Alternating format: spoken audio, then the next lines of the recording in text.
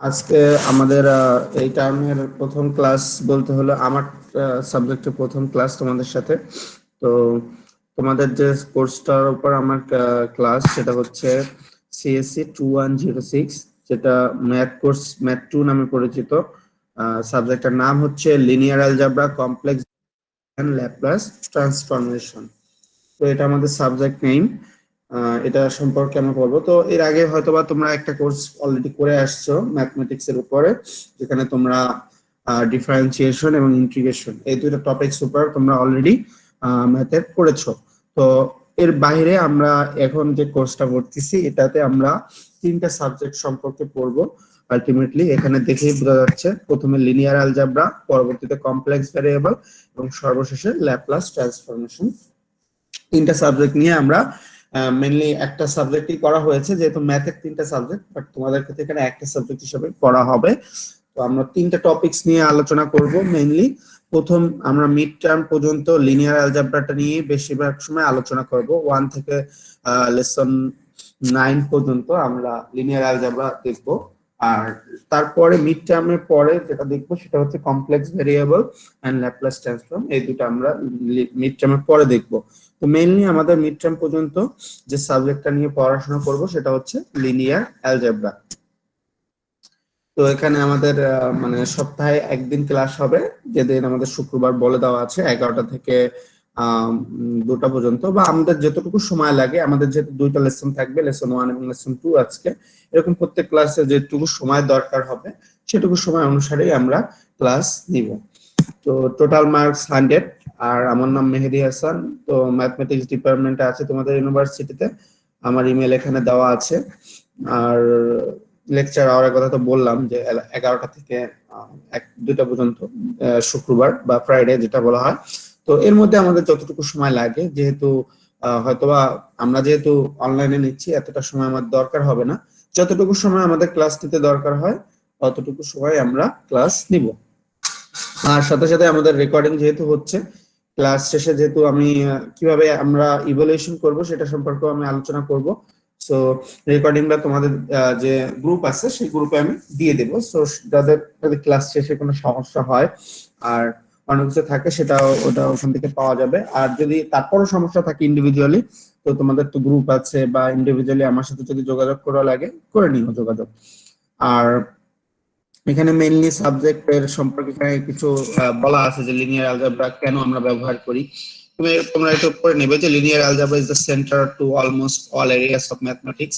আমরা আসলে কোথায় কোথায় ব্যবহার করি। It is also used in most sciences and engineering areas because it allows modelling many natural phenomena and efficiently computing with such models. তো modelling এর ক্ষেত্রে, বা যেটা তোমরা বিভিন্ন রকম কম্পিউটার মডেলিং যেটা আছে, বা মডেল করা হয় যে বিভিন্ন, এই ক্ষেত্রে তোমাদের লিনিয়ার অ্যালজেব্রাটা খুবই ব্যবহৃত হয়, যেটা এখানে বলা হয়েছে। আর এখানে অন্যান্য সাবজেক্টের সম্পর্কে, কমপ্লেক্স ভেরিয়েবল সম্পর্কে এখানে লেখা আছে। তারপর আমাদের লাস্টে যে আমরা ল্যাপ্লাস ট্রান্সফর্ম বলবো সেটা সম্পর্কে এখানে বলা আছে, জাস্ট বোঝানোর জন্য, বা কারো যদি প্রয়োজন হয় যে আসলে আমরা কি কাজে এটা ব্যবহার করি, সেজন্য এখানে কিছু বেসিক কথা বলা আছে। এটা তোমরা একটু দেখে নিবে, যেহেতু তোমাদের এটা সামনে ব্যবহৃত হবে, যার জন্য এই সাবজেক্ট গুলো তোমাদের দেওয়া হয়েছে। তো সেই হিসাবে তোমাদের এখান থেকে কিছু নলেজ নিয়ে রাখতে হবে। আমি মেইনলি চেষ্টা করব তিনটা সাবজেক্টেরই বেসিক সহ কিছু অ্যাপ্লিকেশন শেখানোর। মেইনলি আমরা বেসিকটা দেখব, সাথে কিছু অ্যাপ্লিকেশন আমরা দেখব। তো অবজেক্টিভ এখানে বলা আছে কি কি শিখতে পারি, এটা তোমরা দেখে নিবে। এখানে টেক্সট বুকের যে রিকমেন্ডেশন আছে, আমরা লিনিয়ার অ্যালজেব্রার জন্য elementary linear algebra, Howard Anton and ফ্রি স্টার্স। তো এটা যদি আমরা অফলাইনে নিতাম তো সেক্ষেত্রে আমাদের হয়তো লাগবে, যেহেতু অনলাইনে নিচ্ছি সেক্ষেত্রে তো সবে আমার ম্যাটেরিয়াল দিয়ে দেওয়া লাগছে, বা আমরা দিয়ে দিয়েছি অলরেডি। তোমাদের গুগল ক্লাসরুমে দেখবে যে সবগুলো লেকচারে কিন্তু দেওয়া আছে। তোমরা ওটা কালেক্ট করে নিও, বা ওটা দেখে নিও। যখন যেটা করবো সেটা যদি আগে একটু দেখে রাখো, তোমাদেরই সুবিধা হবে। ওকে, এ পর্যন্ত আমরা বই বই পর্যন্ত দেখলাম। এরপর ইভ্যালুয়েশন, এটা খুবই ইম্পর্টেন্ট জিনিস। আমরা আসলে কিভাবে ইভ্যালুয়েশনটা করব সেটা আমাদের দরকার আছে জানা। যেহেতু প্যান্ডামিক সিচুয়েশন চলতেছে, আমরা জানি না কখন ইউনিভার্সিটি ওপেন হবে। তো এর আগে কিন্তু অলরেডি তোমাদের আগেও আরো 3টা সেমিস্টার গেছে, যেখানে আমরা শুধু অনলাইনে ইভ্যালুয়েশন করতে হয়েছে। তোমরাও কিন্তু একটা অনলাইনে ইভ্যালুয়েশন অলরেডি দিয়ে আসছো, তাই না? তো সেখানে আমাদের জানাই আছে যে মিড টার্ম এক্সামিনেশনে আমাদের 30 মার্কস, ক্লাস পারফরমেন্স বা অ্যাসাইনমেন্টে 10 মার্কস, অ্যাটেন্ডেন্সে 10 মার্কস, আর ফাইনাল এক্সামিনেশনে 50 মার্কস, টোটাল 100 মার্কস। তো আমরা যেহেতু কখন ইউনিভার্সিটি খুলবে এখন শিওর না, তো আমরা মিড টার্মটার উপর বেস করে সামনে আগাচ্ছি। তো মিড টার্মে যে 30 মার্কস, আমাদের 30 মার্কসে আমরা হয়তোবা 3টা অ্যাসাইনমেন্ট দিব, প্রত্যেকটা অ্যাসাইনমেন্টে 10 মার্কস করে থাকবে, 30 মার্কস। তো অ্যাসাইনমেন্ট আমরা গুগল ক্লাসরুমে অ্যাসাইন করে দিব, ওখানে থেকে তোমাদের নির্দিষ্ট সময় দেওয়া হবে, হয়তোবা 9 দিন বা 10 দিন একটা অ্যাসাইনমেন্টের জন্য। তো এর ভিতরে তোমাদেরকে জমা দিতে হবে, ওটা থেকে 30 মার্কস এর ইভ্যালুয়েশন হবে। অ্যাসাইনমেন্ট প্লাস ক্লাস পারফরমেন্স, এটা যে 10 মার্কস আছে, এই 10 মার্কস আইদার আমি তোমাদের যখন মিড টার্মের কথা বলা হবে তখন আমরা সেখানে একটা ক্লাস পারফরমেন্স বা ক্লাস টেস্টের মতো নিতে পারি, অথবা আমি একটা ভাইবা নিতে পারি। তো সেটা আমরা আলোচনা করে নিব যে আমরা ভাইবা নিব না ক্লাস টেস্ট নিব, সেটা সেটা সেই অনুসারে আমরা ই করে নিব। আর অ্যাটেন্ডেন্সে 10 মার্ক, যেটা যারা যারা অ্যাটেন্ড করবে ক্লাস শেষে আমি একটা এখানে প্রত্যেক ক্লাস শেষে আমি একটা ডকুমেন্টস নিয়ে রাখবো, যেটা থেকে এই 10 মার্কসের ইভ্যালুয়েশনটা হবে। আর ফাইনাল এক্সামিনেশনে যে 50 মার্কস আছে সেটা নিয়ে এখন আমরা আলোচনা না করলাম, যেহেতু সময় এখনো আছে। তো এইটুকু সম্পর্কে কারো কোনো কোশ্চেন আছে কিনা, যে শুরু থেকে এতটুকু কথা বললাম?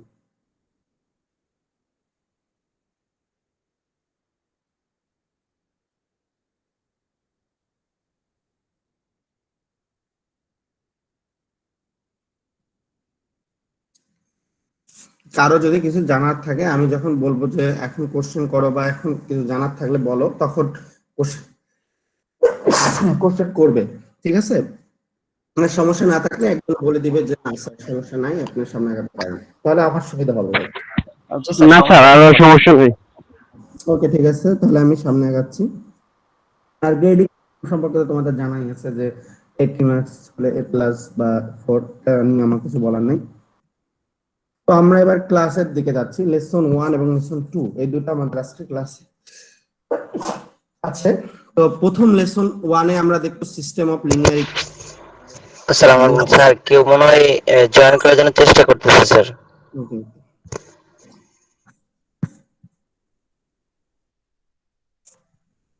তো আমার দুইটা ক্লাস, একটা হচ্ছে সিস্টেম অফ লিনিয়ার ইকুয়েশন আর একটা হচ্ছে এলিমেন্টারি অপারেশন, দুটো সম্পর্কে আমরা দেখব। সো আমরা লেসনে চলে যাচ্ছি। আমাদের কোর্স আউটলাইন এ পর্যন্তই, আমরা লেসন 1 এবং লেসন 2 তে চলে যাচ্ছি। এখানে দেখো সব লেকচার গুলো।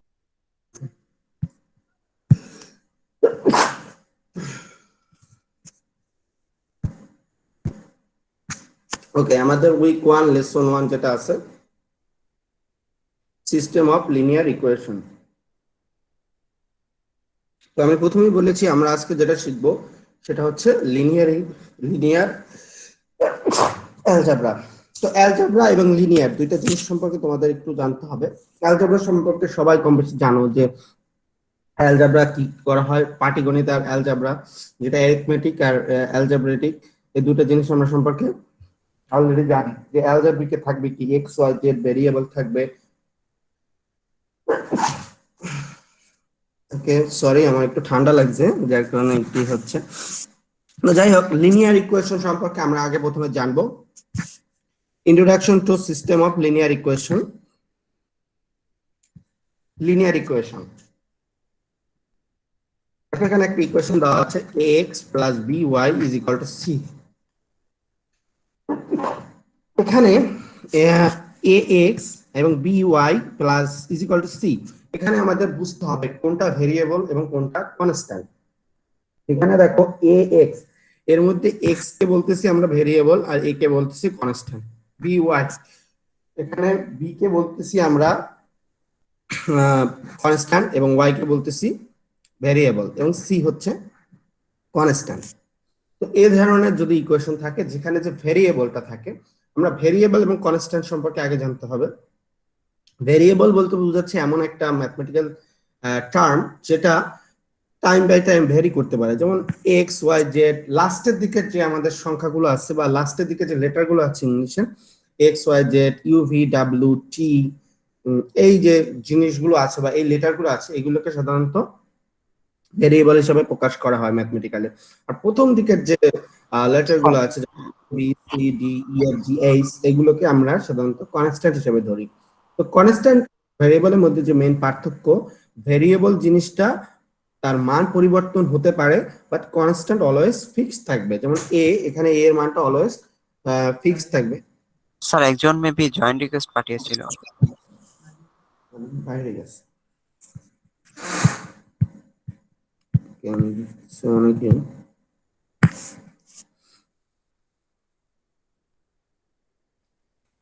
ওকে, তো আমরা লিনিয়ার ইকুয়েশন সম্পর্কে পড়তেছিলাম। তো লিনিয়ার ইকুয়েশনে আমরা দুটো জিনিস জানতে হবে, আগে জানতে হবে ভেরিয়েবল এবং পরে কনস্ট্যান্ট। এই দুটো সম্পর্কে আগে ধারণা রাখতে হবে। তো ভেরিয়েবল কথাটার মানে হচ্ছে যেটার মান সময় মতো চেঞ্জ হয়, যেমন X plus Y is equal to যদি 5 লিখি, তো এখানে 5 এর মানটা কনস্ট্যান্ট, এটা কখনো চেঞ্জ হবে না। কিন্তু এক্স ওয়াই এর মানটা আমরা চেঞ্জ করে লিখতে পারি, যখন এক্স ইকুয়াল টু 1, যখন ওয়াই ইকুয়াল টু 2, এভাবে করে আমরা কিন্তু মান চেঞ্জ করতে পারি এক্স ওয়াই এর। কিন্তু 5 যদি থাকে সেটা বা সেটা মান চেঞ্জ করা যায় না। আর আমরা বললাম যে ভেরিয়েবলকে আমরা লাস্টের দিকে লেটার গুলো ব্যবহার করি, যেমন X Y Z T U V W, এই জিনিসগুলোকে সাধারণত ভেরিয়েবল হিসেবে ব্যবহার করা হয়। আর কনস্ট্যান্ট হিসাবে আমরা ব্যবহার করি ফার্স্টের দিকে লেটার গুলো, যেমন A B C D E F G H, এই জিনিসগুলো। তো আমরা যে কোনো একটা ইকুয়েশন এভাবে দেখলে বুঝতেই পারবো যে এটা ভেরিয়েবল, এটা কনস্ট্যান্ট। তো লিনিয়ার ইকুয়েশন তখনই হবে, লিনিয়ার ইকুয়েশনের মধ্যে আবার পার্ট থাকতে পারে, যেমন coordinate X Y coordinate system. তো দেখো এখানে এক্স আর ওয়াই আছে, যে জন্য বলা হয়েছে এক্স ওয়াই কোঅর্ডিনেট সিস্টেম। পরবর্তী ইকুয়েশনটা দেখো এক্স ওয়াই জেড, এখানে এক্স আছে ওয়াই আছে জেড আছে, এটাকে বলা হয়েছে X Y Z coordinate system. তো আমাদের ভেরিয়েবল একটা ইকুয়েশনে আমাদের ভেরিয়েবলের সংখ্যা যত হবে সেই ইকুয়েশনটাকে তত ডাইমেনশন বলা হবে। যেমন এক্স ওয়াই, এখানে ভেরিয়েবলের সংখ্যা আছে দুইটা, তাহলে এটাকে বলবো আমরা একটা 2D ইকুয়েশন বা 2 ডাইমেনশনাল ইকুয়েশন। যদি পরবর্তীটা ইকুয়েশনটা এক্স ওয়াই জেড আছে, তাহলে তিনটা ভেরিয়েবল আছে, তাহলে এটাকে আমরা বলবো 3 ডাইমেনশনাল ইকুয়েশন। এভাবে যদি চারটা ভেরিয়েবল থাকে তাহলে আমরা বলবো 4 ডাইমেনশনাল ইকুয়েশন। এভাবে ডাইমেনশন বৃদ্ধি করা সম্ভব হয়, যতগুলো ভেরিয়েবল ততগুলো ডাইমেনশন বা সেই সংখ্যক ডাইমেনশন হবে। তো আমরা একটা সেকেন্ড ডাইমেনশন বা 2 ডাইমেনশনাল ইকুয়েশন আমরা এখানে দেখতেছি, ax plus by is equal to c। এখানে a constant, b constant and c constant, কিন্তু x আর y এটা হচ্ছে ভেরিয়েবল। তো এই x আর y এই ভেরিয়েবলের পাওয়ার যদি সমান হয়, বা লিনিয়ার বলতে বোঝাচ্ছে একটা সমান লাইন, লিনিয়ার কথাটা মানে হচ্ছে লাইন বা সমান লাইন। তো x এর পাওয়ারও যেটা থাকবে, y এর পাওয়ারও যদি সেটাই থাকে, তাহলে আমরা সেই ইকুয়েশনটাকে বলবো লিনিয়ার ইকুয়েশন। যেমন x এর এখানে সূচক বা পাওয়ার আছে কত 1, y এর পাওয়ারটা আছে কত 1, দুইটা ভেরিয়েবলের পাওয়ারই আছে সেম, তাহলে আমরা এই ইকুয়েশনটাকে বলতেছি লিনিয়ার ইকুয়েশন। সিমিলারলি যদি 3 ডাইমেনশনালের জন্য খেয়াল করি, এখানে ax plus by plus cz is equal to d, এখানে x এর দেখো সূচক আছে 1, y এর সূচক 1, যেটা সূচকও 1 আছে, তাহলে এটাকেও আমরা বলতেছি লিনিয়ার ইকুয়েশন। তো লিনিয়ার ইকুয়েশনটা বোঝা গেছে কিনা?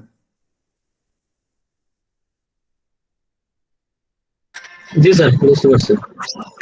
স্যার কেউ মেবি জয়েন করার জন্য ট্রাই করছে।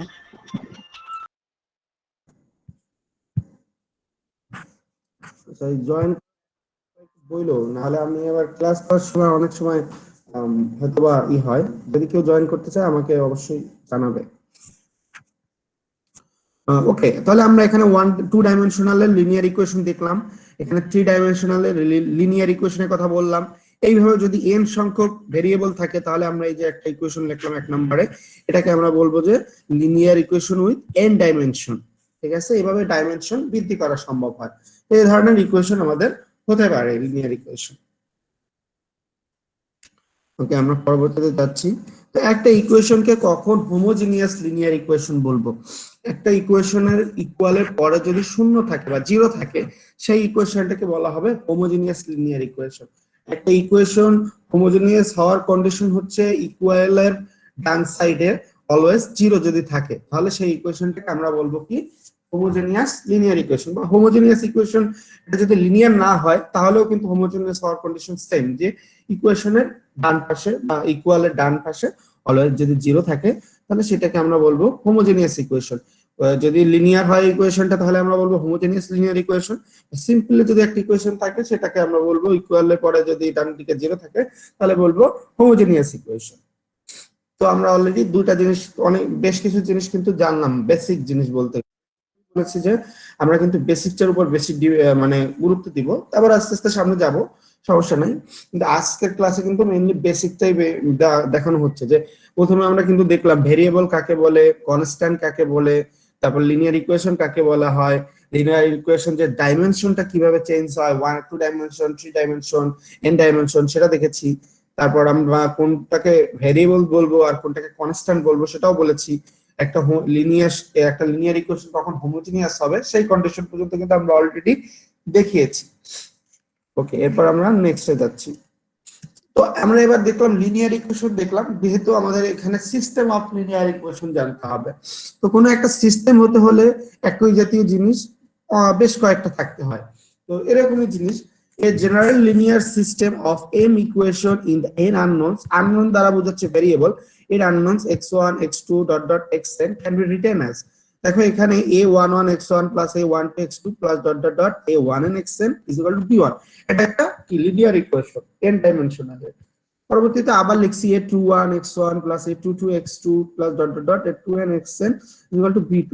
তো খেয়াল করে দেখো এখানে আরো একটা লিনিয়ার ইকুয়েশন নিয়েছি, এখানে পরিবর্তনটা কিন্তু ভেরিয়েবল এক থাকতেছে, যেমন এখানে x1 আছে, এখানে x1 আছে, এবং সর্বশেষ ইকুয়েশনটাও কি x1 আছে, এখানে x2, এখানে x2, সর্বশেষটাও x2, এখানে xn xn আছে। কিন্তু এখানে প্রত্যেকটা ভেরিয়েবল বা সরি প্রত্যেকটা কনস্ট্যান্ট কিন্তু চেঞ্জ হচ্ছে এভাবে, বা কনস্ট্যান্ট চেঞ্জ সবগুলো না হলেও পারে, বাট কনস্ট্যান্ট তো মেইনলি চেঞ্জ হবে, ভেরিয়েবল একই থাকবে। একই জাতীয় ভেরিয়েবল যদি থাকে এবং বেশ কয়েকটা যদি এরকম ইকুয়েশন একসাথে হয়ে একটা সিস্টেম গঠিত করে, তাহলে সেই সিস্টেমটাকে বলা হবে সিস্টেম অফ লিনিয়ার ইকুয়েশন।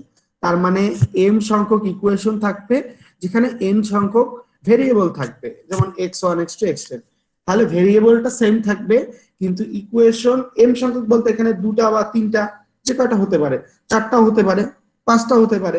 এখানে m সংখ্যক দ্বারা বোঝাচ্ছে আমরা নির্দিষ্ট কোনো ফিক্সড করে দিই না, জেনারেল একটা বলে নিয়েছি।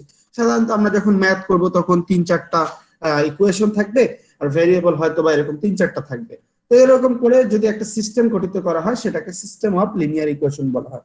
দ্যাট মিনস কয়েকটা লিনিয়ার ইকুয়েশন একত্রিত হয়ে যে সিস্টেমটা গঠন করে তাকে linear system of linear equation বলা হয়। এবং এই ক্ষেত্রে একটা জিনিস মেইনলি মনে রাখতে হবে, যেখানে যে আননোন বা ভেরিয়েবলের যে নাম বলতেছি সেই ভেরিয়েবল গুলো সবগুলো ইকুয়েশনের জন্য থাকতে হবে, এটাই হচ্ছে মেইন কন্ডিশন। কয়েকটা লিনিয়ার ইকুয়েশন একত্রিত হয়ে একটা সিস্টেম অফ লিনিয়ার ইকুয়েশন গঠিত।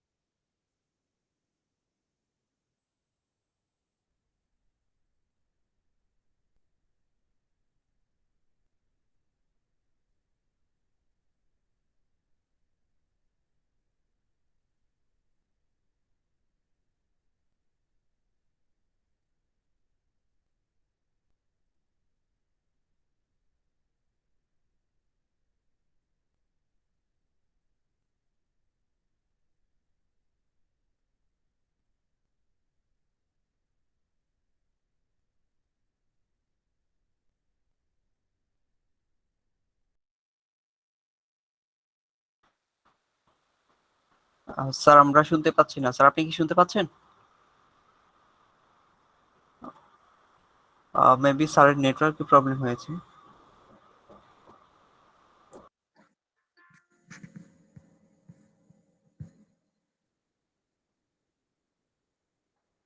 আচ্ছা, আমার এইটা কি চলে গিয়েছিল? জি স্যার। স্যার আপনার নেট ইন্টারনেটে সমস্যা হয়েছিল মেবি, কথা শুনতে পারিনি আমরা কিছুক্ষণ। আচ্ছা, তাহলে আমরা এই যে সিস্টেম অফ লিনিয়ার ইকুয়েশন বলতেছিলাম, এটা কি শুনছিলাম? স্যার প্রথমের অংশটা শুনেছি। স্যার আপনার স্ক্রিনটাও শেয়ার নেই, স্ক্রিন শেয়ারটা চলে গেছে। স্যার মেবি আরো কয়েকজন জয়েন করার চেষ্টা করতেছে।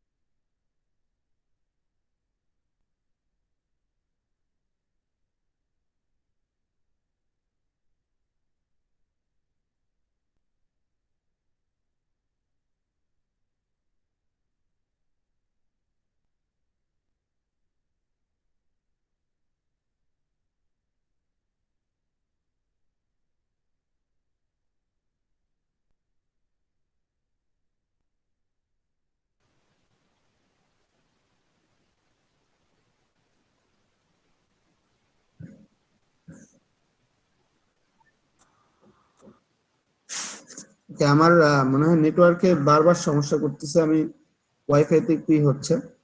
আচ্ছা, যাই হোক, আমি তারপর ক্লাস যেটা নিচ্ছি, সিস্টেম অফ লিনিয়ার ইকুয়েশন পড়াতে ছিলাম। আহ, তো এটা তো একটু আগে শুনছিলে না, সিস্টেম অফ লিনিয়ার ইকুয়েশন সম্পর্কে যে পড়াতেছিলাম।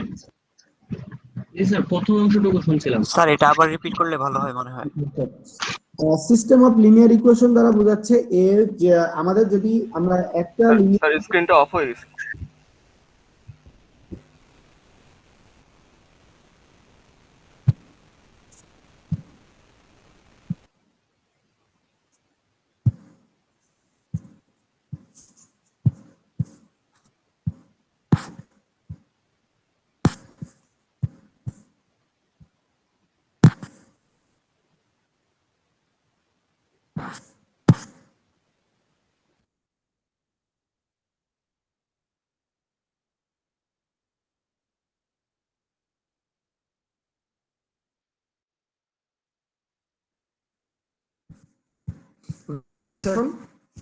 জি স্যার দেখতে পাচ্ছি।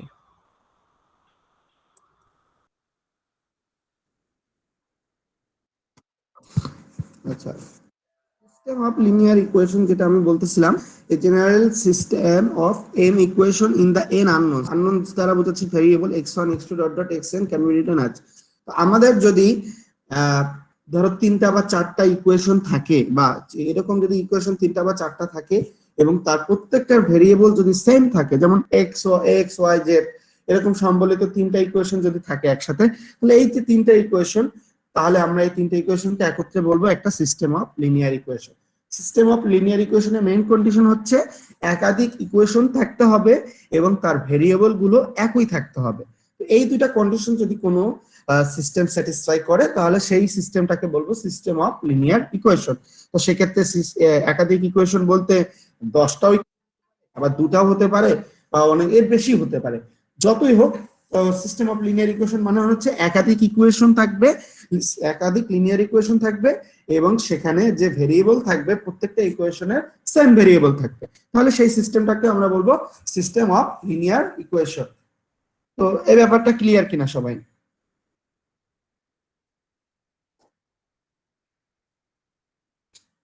স্যার এখানে ভেরিয়েবল বলতে ভেরিয়েবলের ভ্যালু নাকি ভেরিয়েবলের নামটা সেভ হবে ভেরিয়েবল কোনটা স্যার? বলতেছি x1 x2 xn। আমাদের তো ভেরিয়েবল এবং কনস্ট্যান্ট ব্যাপারটা বুঝতে হবে। জি স্যার ভেরিয়েবল সেটা কখনো বুঝছি। চেঞ্জ হবে, যেমন 2x1, আরেকটা আছে 3x1। তো এখানে 2 হচ্ছে কনস্ট্যান্ট, 3 ও কনস্ট্যান্ট, কিন্তু x1টা হচ্ছে ভেরিয়েবল এখানে, কারণ x1 টা ভেরিয়েবল বলতে x1 এর মান যখন বের করব তখন যে সেইটা আমরা পাবো সেইটা হচ্ছে এই ক্ষেত্রে মান। ঠিক আছে, যেমন x y z এগুলো হচ্ছে ভেরিয়েবল, যেমন এখানে x1 তে লেখা আছে, x2 দেওয়া আছে, xn দেওয়া আছে, এগুলো হচ্ছে ভেরিয়েবল। আর a11 a12 এগুলো হচ্ছে আমাদের কনস্ট্যান্ট। মেইনলি আমাদের ইকুয়েশনে কনস্ট্যান্ট নিয়ে তেমন কোনো কাজ নাই, আমাদের মেইন কাজ যেটা সেটা হচ্ছে ভেরিয়েবলের দিকে লক্ষ্য রাখা। তো আমাদের ভেরিয়েবল একই থাকবে, কনস্ট্যান্ট যেটাই হতে পারে, কনস্ট্যান্টের মান অন্য কিছুই হতে পারে, কনস্ট্যান্টের মান চেঞ্জ হবে অলওয়েজ। যেমন প্রথম ইকুয়েশনটা এরকম হতে পারে 2x1 3xy 3x2 5, আর পরেরটা হতে পারে 5x1 7x2 9। তো এখানে দেখা যাচ্ছে কি উভয় ইকুয়েশনে x1 এর পজিশনে x1 ই আছে, বাট যে কনস্ট্যান্ট আছে ওটা চেঞ্জ হচ্ছে, অথবা কি চেঞ্জ নাও হতে পারে, বাট ভেরিয়েবল যেটা আছে সেটাই থাকতে হবে, মানে ভেরিয়েবল একই থাকবে, কনস্ট্যান্টের মান যেটা হোক সেটা আমরা দেখতেছি না। কিন্তু যে আমাদের এরকম যদি 3-4টা ইকুয়েশন হয় একসাথে নিয়ে, তাহলে সেই সিস্টেমটাকে বলবো আমরা system of linear equation. Okay, system of linear equation করার উদ্দেশ্যটা হলো সলিউশন বের করা, সিস্টেমের যে ভেরিয়েবল আছে সেগুলোর মান বের করা, উদ্দেশ্যই তো সেটা, তাই না? আমরা যে ভেরিয়েবল গুলো নিই, যেমন আমাদের দুটো ইকুয়েশন নিলাম, সেখানে x থাকলো y থাকলো, লাস্টে আমরা কি করি, যে কোনো উপায়ে আমরা সেটাকে x y এর মানটা বের করি। ইকুয়েশনের উদ্দেশ্যই হচ্ছে যে ভেরিয়েবলটা থাকে তার মান বের করে নিয়ে আসা। তো এরকম যদি সিস্টেম অফ লিনিয়ার ইকুয়েশন থাকে, তারও মেইন উদ্দেশ্য হচ্ছে এর মধ্যে যে ভেরিয়েবল গুলো আছে তার মান বের করা। তো এর আগে আমরা অলরেডি দুইটা পদ্ধতি শিখেছি, প্রতিস্থাপন এবং অপনয়ন পদ্ধতি। সেখানে আমরা ছোট ছোট লিনিয়ার ইকুয়েশন বা সিস্টেম অফ লিনিয়ার ইকুয়েশনকে আমরা সলভ করতে পারতাম। এখন আমরা বড় বড় যে linear system of linear equation থাকবে সেগুলো সলভ করার জন্য পদ্ধতি দেখব। ঠিক আছে, তো সেই জন্যই তো মেইন কিন্তু উদ্দেশ্য, আমরা যে সিস্টেম অফ লিনিয়ার ইকুয়েশন পড়তেছি তার মেইন উদ্দেশ্য সেটা কি, সলিউশন বের করা, ভেরিয়েবল যেগুলো আছে তার সলিউশন বের করা। সিস্টেম অফ লিনিয়ার ইকুয়েশনে কিন্তু আমরা তিনটা জিনিস জানলাম, একটা হচ্ছে এখানে একাধিক লিনিয়ার ইকুয়েশন থাকবে এবং সেখানে একই জাতীয় ভেরিয়েবল থাকবে, এবং এই যে ইকুয়েশন গুলো সিস্টেম অফ লিনিয়ার ইকুয়েশনটা ক্রিয়েট করলাম, এর মেইন উদ্দেশ্যটা হচ্ছে এই যে ভেরিয়েবল গুলো আছে সেই ভেরিয়েবল গুলোর সলিউশন বের করা। তো ব্যাপারটা ক্লিয়ার কিনা system of linear equation? G sir. আচ্ছা, এবার আমরা দেখতেছি different types of linear system. Linear সিস্টেমের বিভিন্ন নামকরণ আছে, বা কোন সিস্টেমটাকে, যেহেতু সলিউশনের একটা ব্যাপার আছে, তো আমরা যে জিনিসগুলো একটু জানি। Consistent and inconsistent solution. A linear system is consistent if it has at least one solution. আমাদের একটা সিস্টেম অফ লিনিয়ার ইকুয়েশন থাকে, তার যদি কমপক্ষে একটা সলিউশন পাওয়া যায়, বেশি 10টাও পাওয়া যেতে পারে, অ্যাট লিস্ট একটা সিস্টেমের যদি একটা সলিউশন বের করা সম্ভব হয়, তাহলে সেই সিস্টেমটাকে বলবো আমরা কনসিস্টেন্ট সিস্টেম বা consistent solution. And inconsistent if it has no solution. এরকম কোন যদি লিনিয়ার সিস্টেম থাকে যে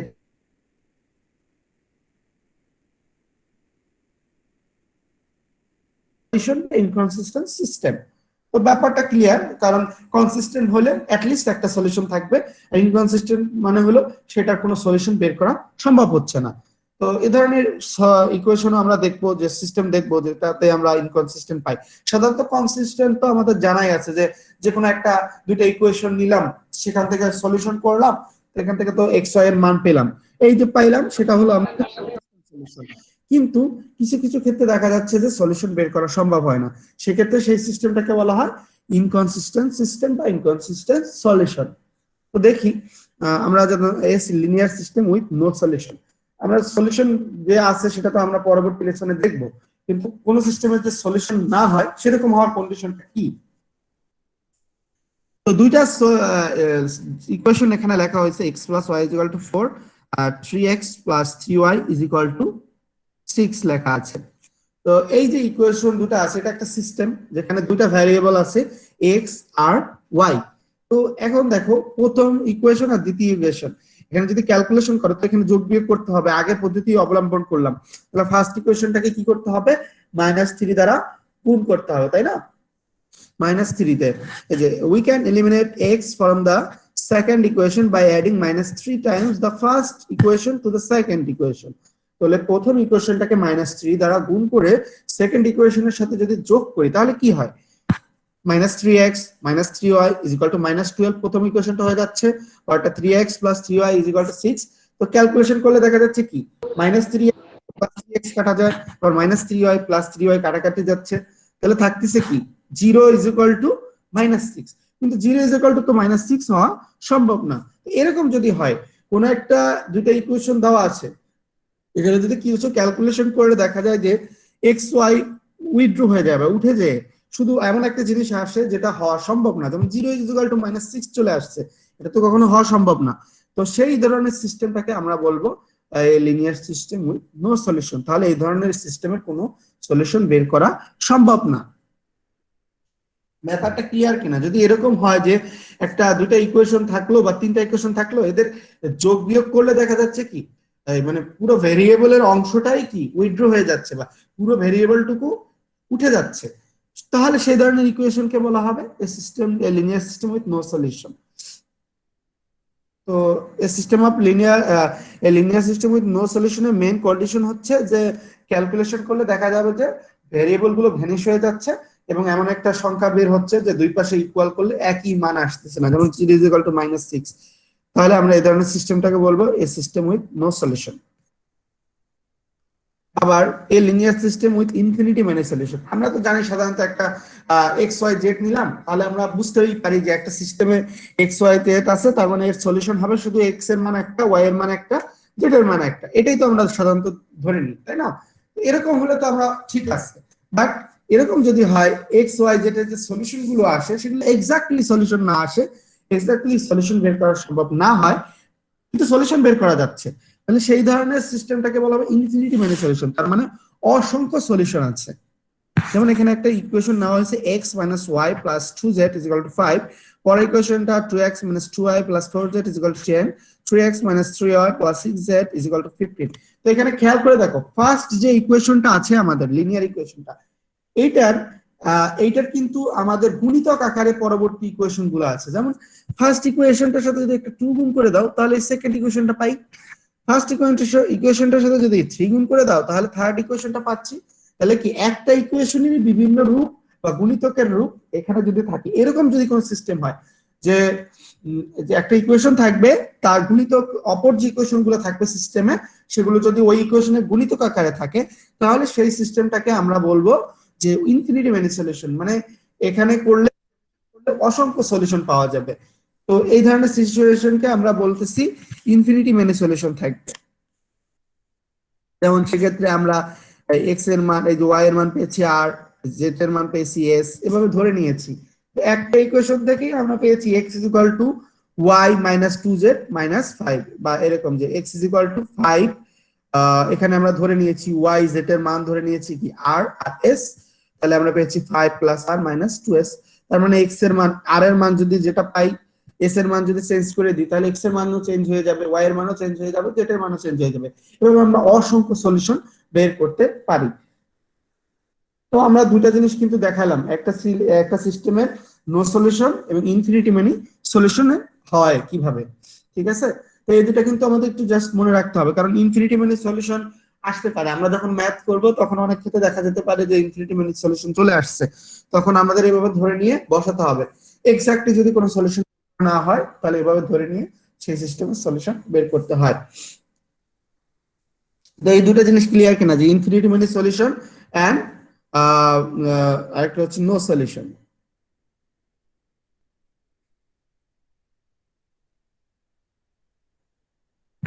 ওকে, শোনা যাচ্ছে আমার কথা নাকি? জি স্যার, শোনা যাচ্ছে। আচ্ছা, ওকে, তাহলে আমরা দুটো জিনিস পড়লাম। আমরা কিন্তু ফার্স্ট লেসনে আমরা এই পর্যন্ত দেখলাম। আমরা বলেছি যে প্রথমে আমরা একটু বেসিকটা ক্লিয়ার করে আসবো। তো বেসিক হিসাবে আমরা শুরু থেকে যেটা আমরা এখানে শিখলাম, আমরা কিন্তু বলেছি যে ফার্স্ট মানে আমাদের মিড টার্ম পর্যন্ত লিনিয়ার ইকুয়েশন বা লিনিয়ার অ্যালজেব্রা নিয়ে পড়বো। আর লিনিয়ার অ্যালজেব্রা বা লিনিয়ার ইকুয়েশনের মেইন উদ্দেশ্যই হচ্ছে সলিউশন বের করা বা এক্স ওয়াই জেড যে ইকুয়েশন গুলো থাকবে মান বের করা। প্রথমে আমরা লিনিয়ার ইকুয়েশন কাকে বলে জানলাম, তারপর দেখেছি যে লিনিয়ার ইকুয়েশনের ডাইমেনশন হতে পারে, যেমন ফার্স্ট 1 ডাইমেনশনাল, 2 ডাইমেনশনাল, 3 ডাইমেনশনাল বা n ডাইমেনশনাল হতে পারে। কোনগুলোকে ভেরিয়েবল বলা হয়, কোনগুলোকে কনস্ট্যান্ট বলা হয়। লাস্টের দিকের লেটার গুলোকে ভেরিয়েবল বলি, ফার্স্টের দিকের লেটার গুলোকে আমরা কনস্ট্যান্ট বলে থাকি। আর কনস্ট্যান্টের মান বা ইকুয়ালের ডান দিকে যেটা আছে যে কনস্ট্যান্ট থাকে তার মান যদি শূন্য হয় তাহলে আমরা সেটাকে বলবো হোমোজেনিয়াস লিনিয়ার ইকুয়েশন। এরপরে দেখেছি সিস্টেম অফ লিনিয়ার ইকুয়েশন। একাধিক যদি লিনিয়ার ইকুয়েশন থাকে এবং সেখানে যদি একই সংখ্যক মানে সমজাতীয় ভেরিয়েবল থাকে বা আননোনস থাকে তাহলে সেই সিস্টেমটাকে বলা হবে সিস্টেম অফ লিনিয়ার ইকুয়েশন। এবং সিস্টেম অফ লিনিয়ার ইকুয়েশনের মেইন উদ্দেশ্য হচ্ছে কি সলিউশন বের করা। তো সলিউশন বের করার জন্য আমাদের বেশ কিছু আমরা ডিফারেন্ট টাইপস এর জিনিস দেখলাম যে কনসিস্টেন্ট ইনকনসিস্টেন্ট সলিউশন কাকে বলে। যদি একটা অ্যাটলিস্ট একটা সলিউশন থাকে তাহলে সেই সিস্টেমটাকে আমরা বলবো কনসিস্টেন্ট সলিউশন। আর ইনকনসিস্টেন্ট বলবো যদি কোনো সলিউশন না থাকে। তো আমরা তারপর উদাহরণ দেখেছি যে নো সলিউশন মানে যেটা ইনকনসিস্টেন্ট বলা হয়, প্রথমে এখানে সেটা উদাহরণ দেওয়া হয়েছে। সেটাই এমন হলো যে এখানে যে যোগ বিয়োগ করে দেখা যাবে যে ভেরিয়েবল উইথড্র বা ভেরিয়েবল উঠে যাবে, কিন্তু শুধু কনস্ট্যান্ট থাকবে এবং কনস্ট্যান্টের যে মানটা পাওয়া যাবে সেটা মানে সেম হবে না। যেমন 0 = -6 হয়েছে, এটা কিন্তু একটা মানে ঠিক না, কারণ 0 এর মান কখনো -6 হতে পারে না। এই ধরনের জিনিসটা হলে তাহলে আমরা বলবো নো সলিউশন। আবার যদি আমরা দেখি ইনফিনিটি মেনি সলিউশন মানে অসংখ্য সলিউশন কখন হবে, যখন একটা সিস্টেমে যদি আমাদের যে ইকুয়েশন থাকে তার গুণিতক আকারে যদি অপর ইকুয়েশন গুলো থাকে তাহলে আমরা এখানে ইনফিনিটি মেনি সলিউশন পাবো। এক মিনিট একটু ওয়েট করো, আমার কল আসছে।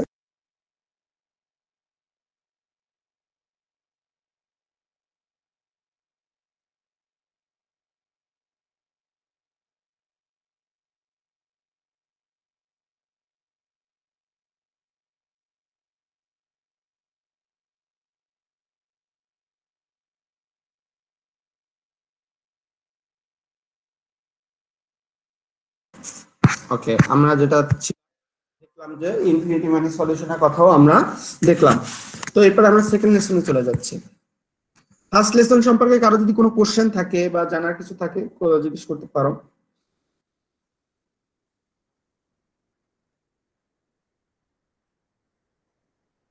স্যার পুরাটুকু আগে আলোচনা করা যাবে, আমরা যারা একটু পরে জয়েন করছি তাদের জন্য? আচ্ছা, পরে যারা জয়েন করছো তাদের জন্য সমস্যা নেই, আমি রেকর্ডিং করতেছি, এটা তোমরা ভিডিওটা পেয়ে যাবে, সমস্যা নেই। যেটা বোঝানো হয়েছে সেটা রেকর্ডিং তোমরা পেয়ে যাবে, সমস্যা নেই। রেকর্ডিং আমি করে দিয়ে দেবো আধা ঘন্টা।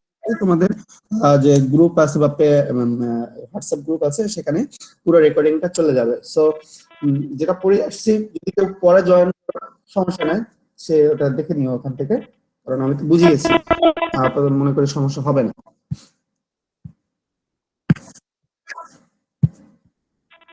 ওকে, আমি নেক্সট লেসনে যাচ্ছি। আর যদি কেউ পরে জয়েন করো, তারপরেও আমি তো যেহেতু রেকর্ডিং দিয়েছি, তারপরেও যদি সমস্যা দেখা দেয় পরের দিন যে ক্লাস নিব সেখানে তোমরা আমাকে বললো যে স্যার প্রথমে আপনি বুঝিয়েছেন ওখান থেকে ওটুকু বুঝি নেই, আপনি এটা আবার একটু আমাকে রিপিট করেন, তাহলে আমি সেদিন আবার ক্লিয়ার করবো। যেহেতু এটা একবার না, আমি বেশ কয়েকবারই আলোচনা করেছি বা প্রত্যেকটা আমি বেশ কয়েকবার আলোচনা করে যাচ্ছি, আর যেহেতু রেকর্ডিং হচ্ছে আশা করি সমস্যা হবে না। তারপরে সমস্যা হলে পরবর্তী যেদিন ক্লাস নিব সেদিন আমাকে কোশ্চেন করলে আমি সেটা মানে আমি আবার রিপিট করবো, সমস্যা নেই। ওকে, আমাদের সেকেন্ড যে লেসনটা লেসন 2 যেটা আমাদের এলিমেন্টারি অপারেশন, আমরা মেইনলি এখানে যে কাজটা করতেছি, আমি এই সেকেন্ড যে লেসনটা আজকে পড়াবো এই লেসন অনুযায়ী কিন্তু লেসন 5 বা 6 পর্যন্ত একই নিয়ম, বাট নিয়মের থেকে কিছুটা একটু আপগ্রেডেশন হয়ে যাবে। একই প্রসেস, এলিমেন্টারি অপারেশনটা মেইনলি আমরা শিখবো। আমরা আগে যেমন দুইটা প্রসেস শিখেছি, যেমন সলভ করার জন্য যদি আমাদের ইকুয়েশন থাকে একাধিক তাহলে সলভ করার জন্য দুইটা পদ্ধতি কিন্তু আমরা জানি, প্রতিস্থাপন এবং অপনয়ন। তারপরের যে এটা আপগ্রেডেড ভার্সন বা যেটা আমরা ম্যাট্রিক্সের মাধ্যমে করব সেটা হচ্ছে এলিমেন্টারি অপারেশন। এই জিনিসটা আমাদের খুব ভালো মতো বুঝতে হবে এবং এই অনুসারে কিন্তু আমাদের পুরো ক্লাসটাই যাবে। পুরো ক্লাসে আমরা দুটা জিনিস শিখবো, এক এলিমেন্টারি অপারেশন এবং সেখানে ম্যাট্রিক্সের রিলেশন আছে, এবং পরবর্তীতে আমরা ম্যাট্রিক্সের থেকে বিভিন্ন রকম যে এলিমেন্টারি অপারেশন বা এই যে লিনিয়ার অপারেশনের মাধ্যমে ম্যাট্রিক্সকে কিভাবে ইনক্লুড করা যায়, আমরা এই দুটাই জিনিস শিখবো। ম্যাট্রিক্সের সাথে এলিমেন্টারি অপারেশনের সম্পর্ক, আবার এলিমেন্টারি অপারেশনের সাথে ম্যাট্রিক্সের সম্পর্ক, এই দুটা জিনিস নিয়ে আমরা কাজ করতে থাকবো। ম্যাট্রিক্স সম্পর্কে তোমাদের তো ধারণা থাকার কথা। ম্যাট্রিক্স তো জানা আছে নাকি?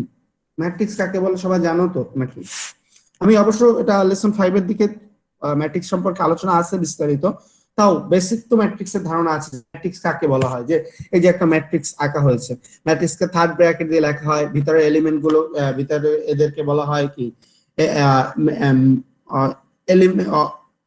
এলিমেন্টারি, এলিমেন্টারি বলা হয়, ভিতরে এলিমেন্টারিজ বলা হয়, তাই না?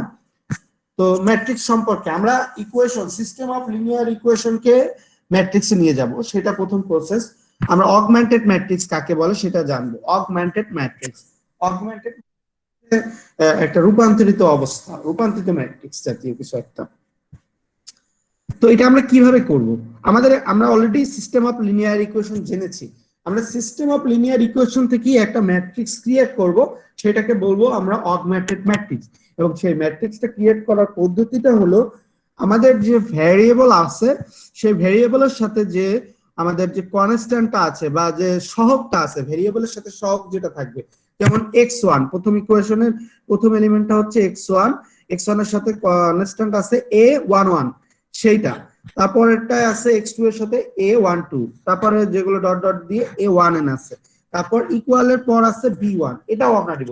তার মানে প্রত্যেকটা সহগ নিব কিন্তু কোনো আমরা ভেরিয়েবল নিব না। এরকম করে যে ম্যাট্রিক্সটা গঠিত হবে, যে পজিশনে যার অবস্থান আছে সেই পজিশনে তাকে রেখে যে ম্যাট্রিক্সটা পাবো সেটা হচ্ছে অগমেন্টেড ম্যাট্রিক্স। এবং সেক্ষেত্রে সমান সমানের পরে যে কনস্ট্যান্টটা আছে সেটাও আমাদের একটা মানে কলম হিসাবে অ্যাড হবে। আর ম্যাট্রিক্স মানে তো রো আর কলম। ম্যাট্রিক্সের এই যে অংশটাকে বলা হয় রো, এই যে রো, এই রো, এই রো, আর এই অংশ বরাবর কলম বলা হয়, রো এবং কলম। তো আমরা এইটাকে যদি আমরা একটা সিস্টেম অফ লিনিয়ার ইকুয়েশন বলি, তার অগমেন্টেড ম্যাট্রিক্সটা এরকম হবে। যেমন x1 এর সাথে a11 বসাই দিলাম, তারপরে নিচে x11 এর সাথে আছে a21, এই যে দেখো a21 ডট ডট ডট, তারপর x1 এর সাথে আছে am1, এ বসিয়ে দিলাম am1, তারপর x2 এর সাথে আছে a12 বসাই দিলাম এই পজিশনে a12, এরপরে x2 এর সাথে আছে a22 বসাই দিলাম, এভাবে m2 বসাই দিলাম। এভাবে ডট ডট ডট দিয়ে a1n, এই দেখো xn এর সাথে যেটা আছে সেটা লিখে দিলাম, তারপরে ইকুয়ালের পরে যেটা আছে সেটাও আমরা লিখে দিলাম। তো অগমেন্টেড ম্যাট্রিক্সটা বোঝা গেছে কিনা?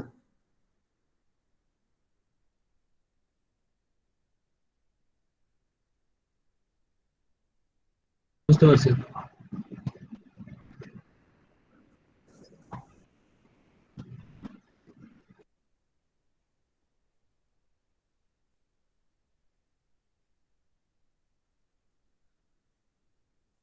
ওকে, তাহলে আমরা অগমেন্টেড ম্যাট্রিক্স দেখলাম। এবার আমরা একটু মানে আমরা সিস্টেম তো আমরা তো এতক্ষণ দেখে আসছি a11 a12, এগুলো তো আসলে ইকুয়েশনে থাকে না, ইকুয়েশনে তো কনস্ট্যান্ট হিসাবে থাকে সংখ্যা, সেরকম একটা আমরা দেখি।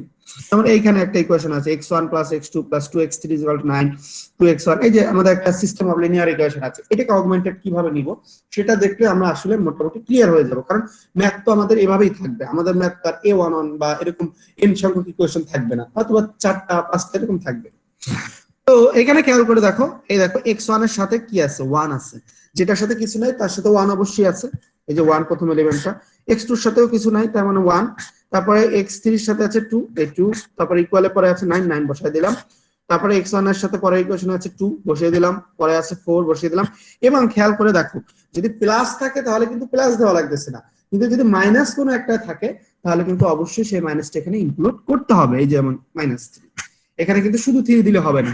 খেয়াল করে রাখবা, যদি প্লাস থাকে, প্লাস থাকলে তো আর দিতে হয় না, কিন্তু মাইনাস থাকলে অগমেন্টেড ম্যাট্রিক্স লিখতে হলে সেই মাইনাসটা এখানে নিয়ে আসতে হবে।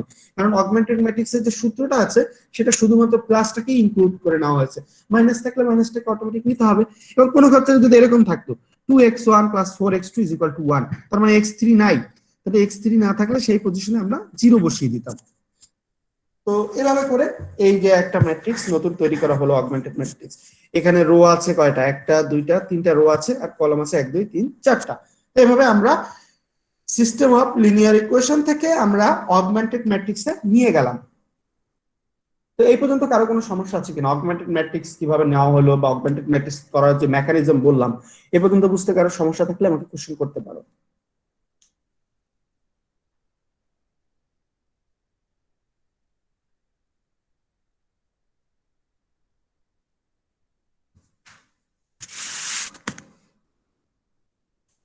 ওকে, আমি তাহলে অগমেন্টেড ম্যাট্রিক্স গেলাম। এরপরে আমাদের মেইন অগমেন্টেড ম্যাট্রিক্স থেকে মানে সরি আমরা সিস্টেম অফ লিনিয়ার ইকুয়েশন থেকে ম্যাট্রিক্সে চলে গেলাম। এবার আমাদের উদ্দেশ্য কি, x1 x2 x3 মান বের করা। তো সেটা আমরা এখন আমরা procedure of elementary row operation, এবং এটাকে আমরা রো অনুসারে করব।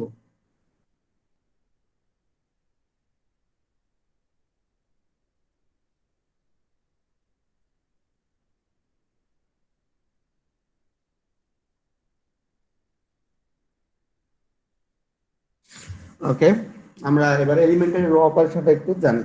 তো এখানে আমরা যে এলিমেন্টারি অপারেশন আমাদের লেসনের নাম ছিল, এখানে দুইটা পদ্ধতিতে এলিমেন্টারি অপারেশন করা যায়, একটা হচ্ছে রো অপারেশন আর একটা হচ্ছে কলম অপারেশন।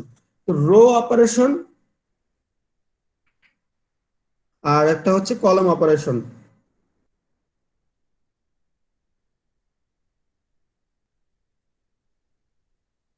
আচ্ছা, এখানে রো অপারেশন আর কলাম অপারেশন এটা একটু তো বুঝাইতে হবে।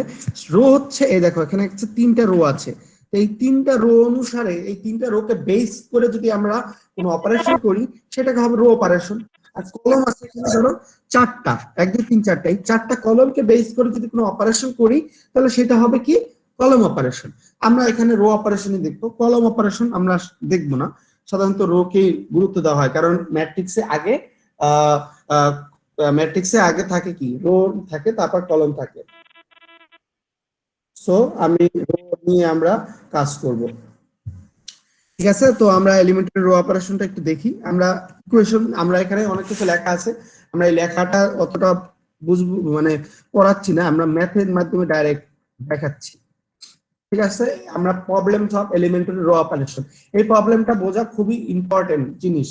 কারণ এই জিনিসটা যদি বুঝো, আমাদের অ্যাসাইনমেন্ট যে দুইটা তিনটা দেওয়া হবে তার দুইটা অ্যাসাইনমেন্ট বা অ্যাসাইনমেন্টের মেইন যে জিনিসগুলো আছে এটা থেকে কিন্তু আসবে। কারণ এলিমেন্টারি রো অপারেশন বুঝলে আমাদের পুরো মিড টার্ম বোঝা হয়ে যাবে। যেমন আজকে এই প্রথম যে ম্যাথটা বোঝাচ্ছি, এই ম্যাথটা যে যত ভালো বুঝবা পরবর্তীতে তার সমস্যাও তত কম হবে, এর আপগ্রেডেশন হবে, বাট জিনিস কিন্তু একই থাকবে। এটা ক্যালকুলেশনের ব্যাপার আছে। তো যাই হোক, solve the linear system by using elementary row operation বলে দেওয়া থাকবে যে এলিমেন্টারি রো অপারেশনের মাধ্যমে ইকুয়েশনটা এই সিস্টেমটাকে সলভ করো। তো দেখতেছো এখানে x + y + 2z 2x + এখানে তিনটা ইকুয়েশন আছে, ভেরিয়েবল এর আছে কোনটা x y z তিনটা। তো আমাদের মেইন কাজ কি এই তিনটা মান বের করে নিয়ে আসা। তো এর জন্য আমরা যে পদ্ধতি ব্যবহার করব সেটা হবে এলিমেন্টারি রো অপারেশন। আমি এলিমেন্টারি রো অপারেশন কি হবে এই সম্পর্কে কিন্তু কোনো কথাই এখনো বলি নাই। বলছি যে রো অপারেশন মানে হচ্ছে অগমেন্টেড ম্যাট্রিক্স বের করতে হবে, তারপরে তার উপর রো এর উপর অপারেশন করতে হবে, এইটুকু আমি বলছি। তো রো এর উপর আমার কাজ থাকবে। তো প্রথম কাজ, সিস্টেমটাকে এই যে আমাদের সিস্টেমটা আছে এটাকে আমি অগমেন্টেডে নিয়ে গেলাম।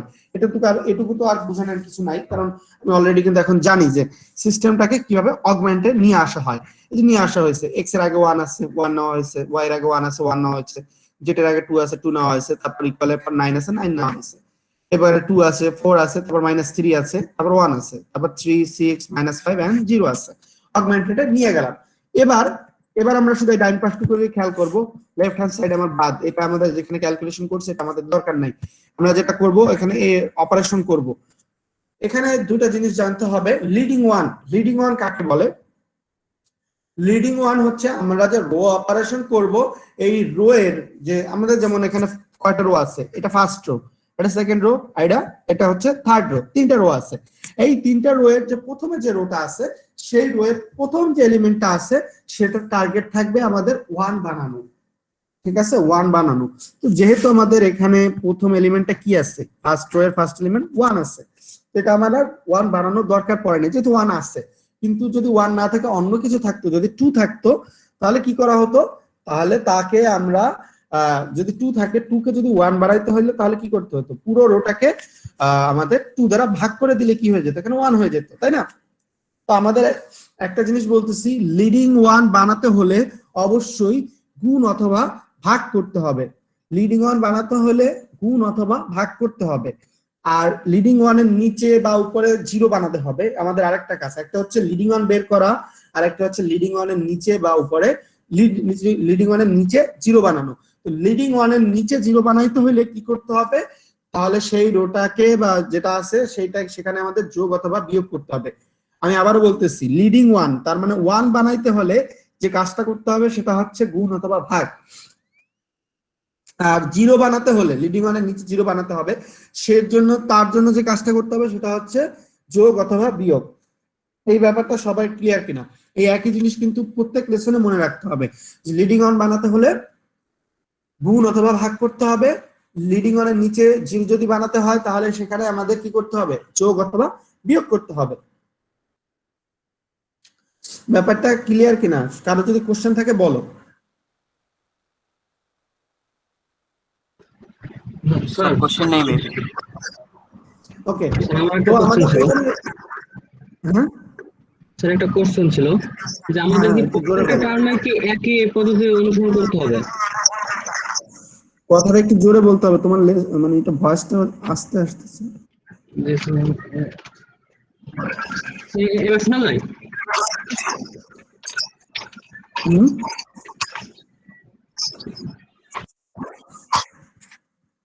আবার বলো, শোনা যায় না, কে জানি বলতেছিলাম। হ্যালো হ্যাঁ হ্যাঁ বলো, কার সমস্যা কোনটা বলো।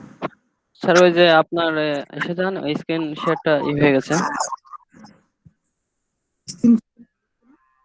আচ্ছা, এখানে আপনার যে টার্মটা দেখালেন আপনি, হুম হুম যে এখানে ওয়ান আর টু, এখানে আমাদের প্রথম টার্ম থাকবে ওয়ান, ওয়ানটাকে বানাইতে হবে। হ্যাঁ হ্যাঁ এইখানে আমাদের কি প্রত্যেকটা ম্যাথে, মানে প্রত্যেকটা প্রবলেম কি এরকম ভাবে সলভ করতে হবে যে যেখানে ওখানে যদি ওয়ানের পরিবর্তে টু থাকে, হ্যাঁ টুর হ্যাঁ নিচে আমাদের জিরো বানাইতে হবে? হ্যাঁ, টুর নিচে জিরো বানাতে হবে না, টু কে আগে ওয়ান বানাইতে হবে, তার নিচে জিরো বানাইতে হবে। হ্যাঁ, আর টু থাকলে টু কে আগে ওয়ান বানিয়ে নিয়ে তার নিচে আমাদের মাস্ট বি জিরো বানাইতেই হবে। হ্যাঁ, লিডিং ওয়ান আমরা বলতেছি দুইটা কথা, একটা হচ্ছে লিডিং ওয়ান এবং লিডিং ওয়ানের নিচে জিরো। তো প্রথম যে এলিমেন্ট আছে এখানে তো ওয়ান আছে, এখানে ওয়ান না থেকে তো অন্য কিছু থাকতে পারতো, তাই না? টু জি থাকতে স্যার। পারতো। তো টু থাকলে কি করতাম? টু থাকলে কি পরবর্তী নিচের দুটো জিরো বানাই দিতাম? তা না, প্রথম হচ্ছে লিডিং ওয়ান বানাতে হবে। প্রথম যে রোটা থাকবে তার প্রথম এলিমেন্টটা ওয়ান বানাতে হবে। ওয়ান বানানোর জন্য কি করতে হবে? যদি টু কিছু থাকতো, থ্রি থাকতো, তাহলে কি করতাম? পুরো রোটাকে থ্রি দ্বারা ভাগ করতাম, বা 1/3 দ্বারা গুণ করতাম। করলে কি হতো? ওয়ান হয়ে যেত ওই এলিমেন্টটা। তারপরে এদিকে যে চেঞ্জ আসছে সেটা আমার সমস্যা নেই, কিন্তু প্রথম এলিমেন্টটা আমাকে ওয়ান বানাইতেই হবে। এখানে তো দেখা যাচ্ছে যে অটোমেটিক এখানে আছে ক্রিয়েট করা, কিন্তু এটা তো অঙ্কের অনুযায়ী চেঞ্জ হবে। যেমন এখানে প্রথমটা এক্স ছিল, এখানে এক্স না থাকে যদি থ্রি এক্স থাকতো তাহলে তো এখানে থ্রি হয়ে যেত। তখন তো আর আমরা থ্রির নিচে জিরো বানাতাম না, ওয়ান বানাইতে হবে লিডিং ওয়ান, তারপরে তার নিচে জিরো বানাতে হবে। জি স্যার, বুঝতে পারছি। আমাদের ভাগ তো ভাগ করতে হবে, গুণ করতে হবে, দুইটা করে গুণ বানাইতে হবে। ভাগ অথবা গুণ, যেটা ভাগ আর গুণ, আমি একটা জিনিস বলি, ভাগ এবং গুণ এটা কিন্তু একই জিনিস, আছে বিপরীত। আবার যোগ আর বিয়োগ এটাও কিন্তু একই জিনিস, একে অন্যের বিপরীত। যোগের একক হচ্ছে কি? যোগ বিয়োগের একক যেটাকে বলা হয় সেটা হচ্ছে শূন্য। আমি যে বললাম যে শূন্য বানাইতে হলে যোগ অথবা বিয়োগ করতে হবে, এর মেইন উদ্দেশ্য হচ্ছে শূন্য, মানে যোগ বিয়োগের অবেধক হচ্ছে শূন্য, আর গুণ ভাগের অবেধক হচ্ছে ওয়ান। ঠিক আছে? যেমন এক্স ইন্টু 1/x, এটাকে করলে কি আসবে? ক্যালকুলেশন করলে, কাটাকাটি করলে ওয়ান আসবে। তাহলে গুণ আর ভাগ করলাম, তাহলে পরস্পর কি আসছে? ওয়ান আসছে। ওয়ান আসছে। যোগ বিয়োগ যেমন 2 - 2 করলে কি আসলো? 2 - 2 মানে হচ্ছে কি? 2 plus zero minus zero. Zero. তার মানে যোগ বিয়োগের ক্ষেত্রে যেটা পাচ্ছি সেটার অবেধক হচ্ছে শূন্য, আর গুণ ভাগের জন্য অবেধক হচ্ছে ওয়ান। তো সেই কাজটাই এখানে, যে আমরা ওয়ান বানাইতে হলে আমাদের গুণ অথবা ভাগ করতে হবে, শূন্য বানাইতে হলে যোগ অথবা বিয়োগ করতে হবে। আমি ওই কথাটাই বলছি এখানে। জি স্যার, বুঝতে পারছি এবার। তো লিডিং ওয়ান এখানে আছে, তারপরে লিডিং ওয়ানের যে নিচের যে এলিমেন্ট গুলো থাকবে সেগুলোকে চিহ্ন বানাতে হবে। যেমন এখানে আছে কি টু, আর এখানে আছে থ্রি, এই দুটা এলিমেন্টকে আমাদের জিরো বানাতে হবে। তো প্রথম টু কে জিরো বানাবো। এই টু কে জিরো বানাইতে হলে কি করতে হবে? আমরা যে লিডিং ওয়ান পাইছি তার সাথে কম্পেয়ার করে, মানে যোগ বিয়োগ করতে হলে কি করতে হয়? দুইটা মানে লাগে, তাই না? যেমন দুইটা অংশ লাগে, একটার সাথে আরেকটা যোগ অথবা বিয়োগ করলে কি হয়? এখান থেকে জিরো বা অন্য কিছু বানানো সম্ভব হয়। শুধু তো আর গুণ করে দিয়ে জিরো বানানো যায় না, দেখবা যে কখনো গুণ করে কিন্তু জিরো বানানো যায় না। ঠিক আছে? গুণ করলে সর্বোচ্চ ওয়ান বানানো যায়। সো সেই হিসেবে যদি বানাতে হয়, আচ্ছা যদি জিরো বানাতে হলে তাহলে এই ওয়ান কে কি করতে হবে, ফার্স্ট রো কে আমাদের কি করতে হবে, -2 দ্বারা গুণ করতে হবে, কারণ এখানে ওয়ান আছে। ওয়ানের সাথে যদি -2 দ্বারা গুণ করি তাহলে কি হয়ে যাবে, এখানে -2 আর এখানে 2, তারপর যোগ করলে কি হয়ে যাবে, এই রাশিটা জিরো হয়ে যাবে। দেখো এখানে লেখা আছে add -2 times the first row to the second to obtain, মানে -2 টাইম দ্বারা ফার্স্ট রো কে গুণ করেছি, তারপর সেকেন্ড রো এর সাথে যোগ করেছি। তো এই ব্যাপারটা যদি না বোঝো আমি একটু স্যার এখানে একটা প্রশ্ন ছিল। হুম হুম আমাদের মেইন অঙ্কটা তো ছিল x plus Y plus 2z equal 9। সেক্ষেত্রে আমাদের প্রথম যে ম্যাট্রিক্সের যে সূত্রটা বলতেছেন সেখানে বললেন যে আমাদের ফার্স্ট যে আইটেমটা সেটাকে 1 অথবা 0 করতে হবে, আর 1 আর 0 করার জন্য আমাদের আমি বলতেছি গুণ 1, অথবা ভাগ করতে হবে, তাই না? হ্যাঁ গুণ অথবা যেহেতু ভাগ x এর সাথে কোনো সংখ্যা নাই সেক্ষেত্রে আমরা 1 ধরে নিব, তাই না? হ্যাঁ হ্যাঁ 1 যদি ধরে নিই তাহলে কি 1 কে মানে কিসের সাথে কোনটা ভাগ বা গুণ করব, আচ্ছা কোন আইটেমের সাথে গুণ বা ভাগ হবে ওইটাই তো বুঝতেছি না। ওকে, তুমি মনে করো তোমার ফার্স্ট রো এটা নাই, এইটা মনে করো নাই, ঠিক আছে, ফার্স্ট রোটা বাদ, ফার্স্ট আমাদের মনে করো ফার্স্ট রো সেকেন্ড রোতে চলে গেছে, সেকেন্ড রো ফার্স্ট রোতে চলে গেছে, তাহলে আমাদের ফার্স্ট রোতে এখন কি আছে, 2 4 -3 1, এটাই তো আছে তাই না, জি 4 -3 1 আছে। তো আমি বলছি কি ফার্স্ট রো এর ফার্স্ট এলিমেন্টকে 1 বানাইতে হবে, কিন্তু আমার আছে কি এখানে 2, তাই না? 2 আছে। এই 2 কে কিভাবে 1 বানাবো, 2 কে কি তুমি যোগ বিয়োগ করে 1 বানাতে পারবা? 2 কে যোগ বিয়োগ করে 1 হবে না, 2 কে 1 বানানোর মানে যেটা অভেদকের নিয়ম, কোন জিনিসকে যদি 1 বানাইতে হয় সেটাকে অবশ্যই ভাগ অথবা গুণ করতে হয়। যেমন 2 কে যদি 2 দ্বারা ভাগ করো তাহলে কি পাই 1, অথবা 2 কে যদি হাফ দ্বারা গুণ করো তাহলেও 1, তাই না? তো তাহলে এই পুরো রোটাকে কি করতে হতো, প্রথমে লিডিং 1 বানানোর জন্য 2 দ্বারা ভাগ অথবা হাফ দ্বারা গুণ করে দিত, তাহলে এখানে কি হয়ে যেত, 2 দ্বারা যদি ভাগ করে দিতাম তাহলে এটা 1 হতো, এটা 2 হতো, এটা হতো -3/2, এটা হয়ে যেত হাফ, তাহলে আমাদের এখানে 1 পেয়ে যেতাম, তাই না? এটুকু বোঝা গেছে কিনা যে লিডিং 1 হ্যাঁ কিভাবে, আচ্ছা, হ্যাঁ এটা ঠিক আছে। তারপর এটা সেকেন্ড লিডিং 1 বের করলাম। মনে করো এই এখন এখন আগের পরিস্থিতিতে চলে যাই, এই যেমন যে এখানে যে 1 আসছে সেটা কিভাবে আসছে তোমাকে বুঝাইলাম, ঠিক আছে? মনে করো এখানে 1 ছিল না, আমি 1 বানাইছি, এই আগেরটার মতো যেমন দেখাইলাম, এখানে 1 ছাড়া অন্য কিছু ছিল, এখানে 1 বানাইলাম, তাহলে এই পরবর্তীগুলো চেঞ্জ হয়ে গেল। যদি কোনোটা এরকম থাকে, সবটাই তো এরকম না যে এরকম শুধু x থাকতো, এখানে এখানে 11ও থাকতে পারতো, এখানে 10ও থাকতে পারতো, তাহলে কি করতে হতো, ওইভাবে করে গুণ অথবা ভাগ করে 1 বানাইতে হতো। তো ওইটা ছিল ফার্স্ট লিডিং 1। এরপরে কাজ হচ্ছে এই যে যখন লিডিং 1 পেয়ে গেলাম, তার নিচের যে এলিমেন্ট গুলো আছে তাকে আমাদের জিরো বানাতে হবে। যেমন এখানে 3টা রো আছে, সেকেন্ড রো এর ফার্স্ট এলিমেন্ট কি আছে 2, থার্ড রো এর ফার্স্ট এলিমেন্ট কি আছে 3 আছে, তো এই দুইটাকেও আমাদের কি জিরো বানাতে হবে। এবার তো প্রথমে আমরা 2 কে 0 বানাবো। 2 কে 0 বানাতে হলে কি করতে হবে, যোগ অথবা বিয়োগ, আমি বলেছি যোগ অথবা বিয়োগ করে 0 বানাতে হবে। তো 2 যেহেতু এটাকে 0 বানাইতে হলে আরেকটা মানে অংশ লাগবে, যেমন এই পুরো একটা রো আছে, এই রো এর সাথে যোগ বিয়োগ করতে হলে কি আরেকটা রো এর দরকার হবে, তাই না? তো আরেকটা রো, কোন রোটা নিব, যে রোতে আমি লিডিং 1 পাইছি সেই রোটাই নিব আমি। তো লিডিং 1 পাইছি কি, এই রো পাইছি, এই রোতে আমরা কি লিডিং 1 পাইছি, তো এই রোকে এই রো এর সাথে যোগ বিয়োগ করে এখানে আমরা 0 বানাবো। তো এখানে আমাদের যেহেতু 2 আছে তাহলে ফার্স্ট রো কে কি করতে হবে, -2 দ্বারা গুণ করে যদি যোগ করি তাহলে কি এখানে 0 হয়ে যাবে না? তাহলে মাইনাস, এখানে যদি প্রথম রোটাকে -2 দ্বারা গুণ করি তাহলে কি হয়, -2 মাইনাস, তারপরে -2 -4 -18 আসে। তারপর এটার সাথে যদি যোগ করি তাহলে আমাদের ক্যালকুলেশন করলে এরকম আসবে 0 2 -7 -17। তো এটুকু ক্লিয়ার কিনা? জি স্যার। আচ্ছা, তো যদি এটা হয়ে যায় তাহলে এবার 3 কে 0 বানাইতে হবে। সেম প্রসেস, যেহেতু আমি বলেছি আরেকটা রো লাগবে, তো সেক্ষেত্রেও আমরা সেই ফার্স্ট যেখানে লিডিং 1 পাইছি সেই রোটা নিব। যেহেতু এখানে 3 আছে তাহলে এবার ফার্স্ট রোকে কি করব, -3 দ্বারা গুণ করব, তাই না? -3 দ্বারা গুণ করব এখানে, তাহলে এখানে -3 -3 -6 -27, এই যে ক্যালকুলেশন করব, দেখো ক্যালকুলেশন করা হয়ে গেছে। যেমন add -3 times the first row to the third row, we obtain এই যে 0 3 -11 -27, জাস্ট ক্যালকুলেশন, ফার্স্ট রো এর সাথে যোগ বিয়োগ করে ক্যালকুলেশন হয়েছে। তো এবার দেখো ফার্স্ট লিডিং 1 পেয়েছি, তার নিচের এলিমেন্ট গুলো কি করেছি, বানাইছি।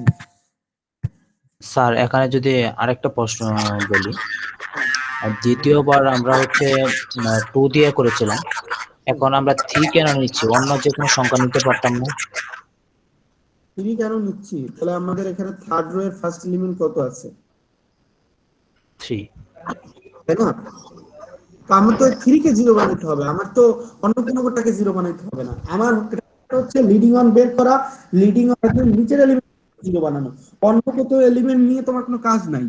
আমার এখানে ফার্স্ট রো এর লিডিং অন পাইছি, এই তার নিচের এলিমেন্ট অলরেডি 0 বানাইছি, তারপরে নিচের এলিমেন্টটা কি আছে 3। এখন এই 3 কে 0 বানাইতে হবে, আমার তো 6 কে 0 বানাইতে হবে না, আমার তো 3 কে 0 বানাইতে হবে। তাহলে এই 3 কে 0 বানাইতে হলে আরেকটা রো লাগবে, সেই রোটা অবশ্যই এই ফার্স্ট রো হবে, কারণ লিডিং অন পাইছি এখানে। তো এই 3 এর জন্য যদি এই 3 কে 0 বানাইতে হয়, তাহলে এই 3 আর এইটাকে অবশ্যই -3 দ্বারা গুণ করে তারপর যোগ করতে হবে, অথবা তুমি যদি 3 দ্বারা ফার্স্ট রোকে মাইনাস করতে হবে। মাইনাস করতে হলে 3 দ্বারা গুণ করবা, আর যদি প্লাস করতে চাও তাহলে -3 দ্বারা গুণ করবা। তো সেইভাবে করে নিয়েছি, সেইভাবে করা স্যার একটা ক্যালকুলেশন। প্রশ্ন ছিল স্যার। স্যার এখানে 3 দিয়ে যখন গুণ করা হলো, গুণ করার পরে এটা কি যোগ বিয়োগ করা হয়েছে? হ্যাঁ হ্যাঁ, অবশ্যই যোগ বিয়োগ না করলে এখানে 0 কিভাবে হবে? কিন্তু যোগ বিয়োগ যদি মানে সবগুলাকেই তো করতে হবে, তাই না? না, এখানে যখন থার্ড রো নিয়ে কাজ করবা, একটা যোগ বিয়োগ করতে হলে কয়টা জিনিস লাগে? 2টা লাগে, তাই না? 2টা রো লাগবে।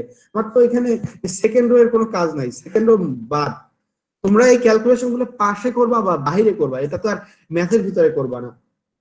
ওকে, আমি তোমাদের অন করে দেখাচ্ছি কিভাবে করতে হবে, হোয়াইট বোর্ডে আমি দেখাচ্ছি।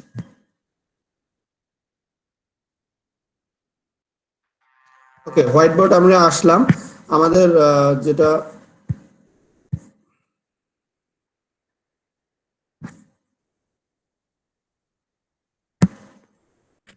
ওকে দেখা যাচ্ছে তো হোয়াইট বোর্ড, তাই না? জি স্যার। আমার থার্ড রো কে 0 বানাইতে হবে, তাহলে আমি থার্ড রোটা লিখি প্রথমে 3 6 -5 0, 3 6 -5 0,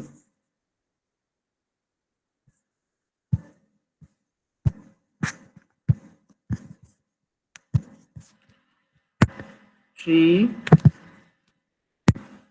6 -5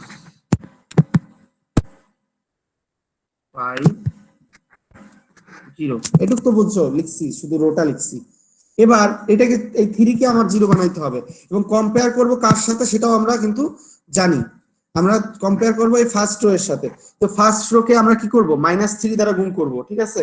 তাহলে কি হয়ে যাবে, সরি এখানে -3 দ্বারা গুণ করি যদি, তাহলে কি আসবে, -3 -3 -6 -27, তাই তো? -3 -3 -6 -27, -3 দ্বারা গুণ করলে ক্লিয়ার? জি স্যার।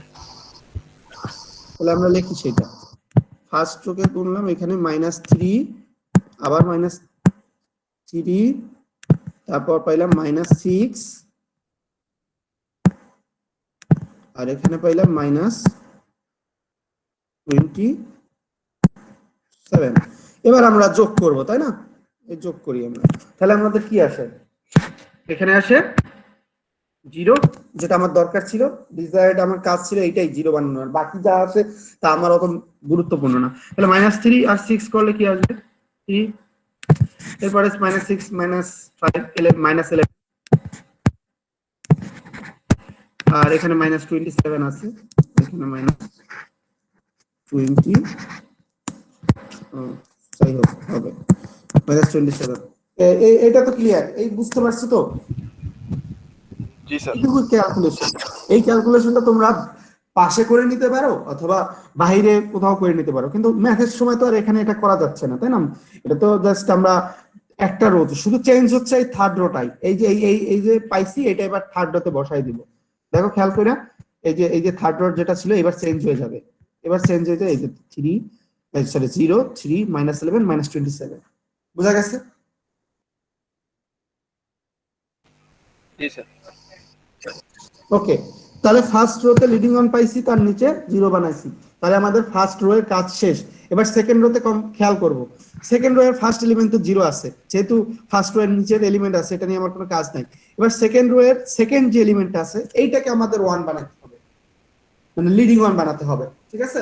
তো এবার কি করতে হবে, তাহলে পুরো সেকেন্ড রোটাকে কি দ্বারা গুণ করব বা ভাগ করব, 2 দ্বারা ভাগ করলেই হচ্ছে, তাই না? সেকেন্ড রোটাকে যদি আমি 2 দ্বারা ভাগ করি তাহলে কি পাই, এই দেখো 0 1 -7/2 -17/2, এখানে দিছে মাল্টিপল করছে হাফ দ্বারা, অথবা তুমি ডিভাইডেড বাই 2 দ্বারা, যেটা করো একই জিনিস। বোঝা গেছে এটুকু? আর এবার কি এটাকে প্রথম রো এর সাথে কোনো সম্পর্ক গুণ করতে হবে না? না না না না, ফার্স্ট রো বাদ, মনে করো ফার্স্ট রো নাই এখন আর, এখন আমাদের শুরুই হচ্ছে সেকেন্ড রো। ফার্স্ট রো এর কাজ ছিল লিডিং 1, তার নিচের এলিমেন্ট 0 বানানো, দুইটা হয়ে গেছে কাজ। মনে করো ফার্স্ট রো বাদ, এই ফার্স্ট রো বাদ, এটুকু বাদ, মনে করো ফার্স্ট এইটা সহ এই পুরোটুকু বাদ, এটুকু নাই আমার।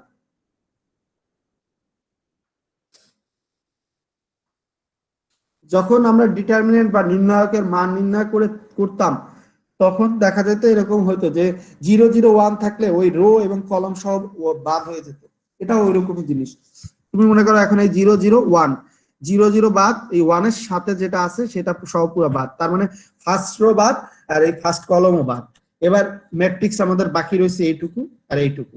তো যাই হোক, আমরা এখানে 0 সহই কম্পেয়ার করি, বাদ তো আর আমরা ওইভাবে দিচ্ছি না, রাখতেছি, সাথে থাকতেছে আমাদের শুধু, কিন্তু ক্যালকুলেশনের ক্ষেত্রে আমাদের আর ওগুলোর কোনো ইম্পর্টেন্স নাই আপাতত। তো লিডিং 1 পেলাম, এই যে 2 কে 1 বানানো হয়েছে, এটুকু বোঝা গেছে তো?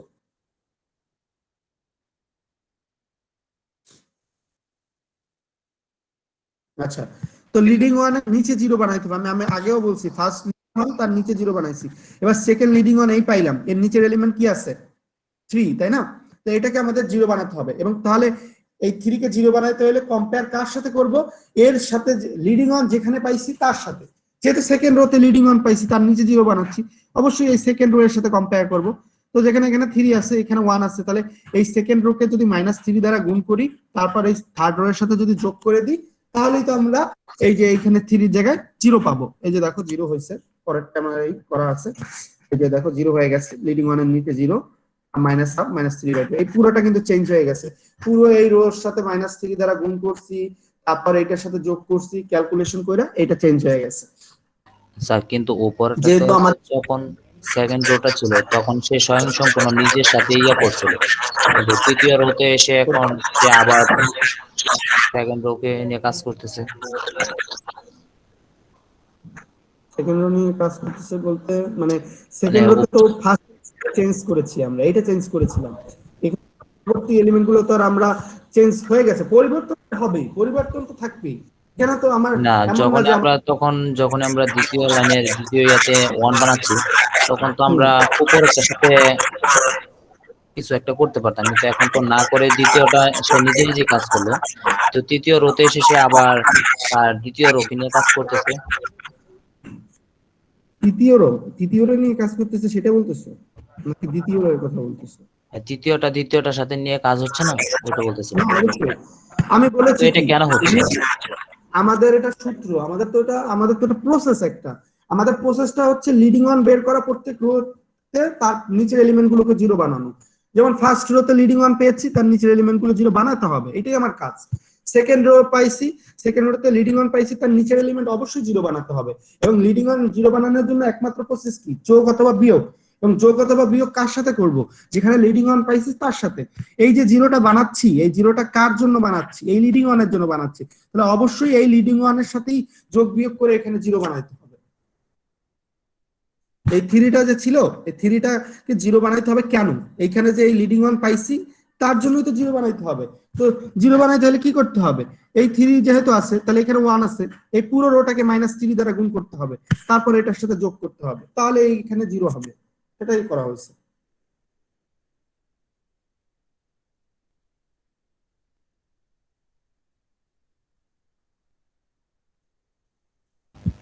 স্যার একটা প্রশ্ন ছিল হ্যাঁ।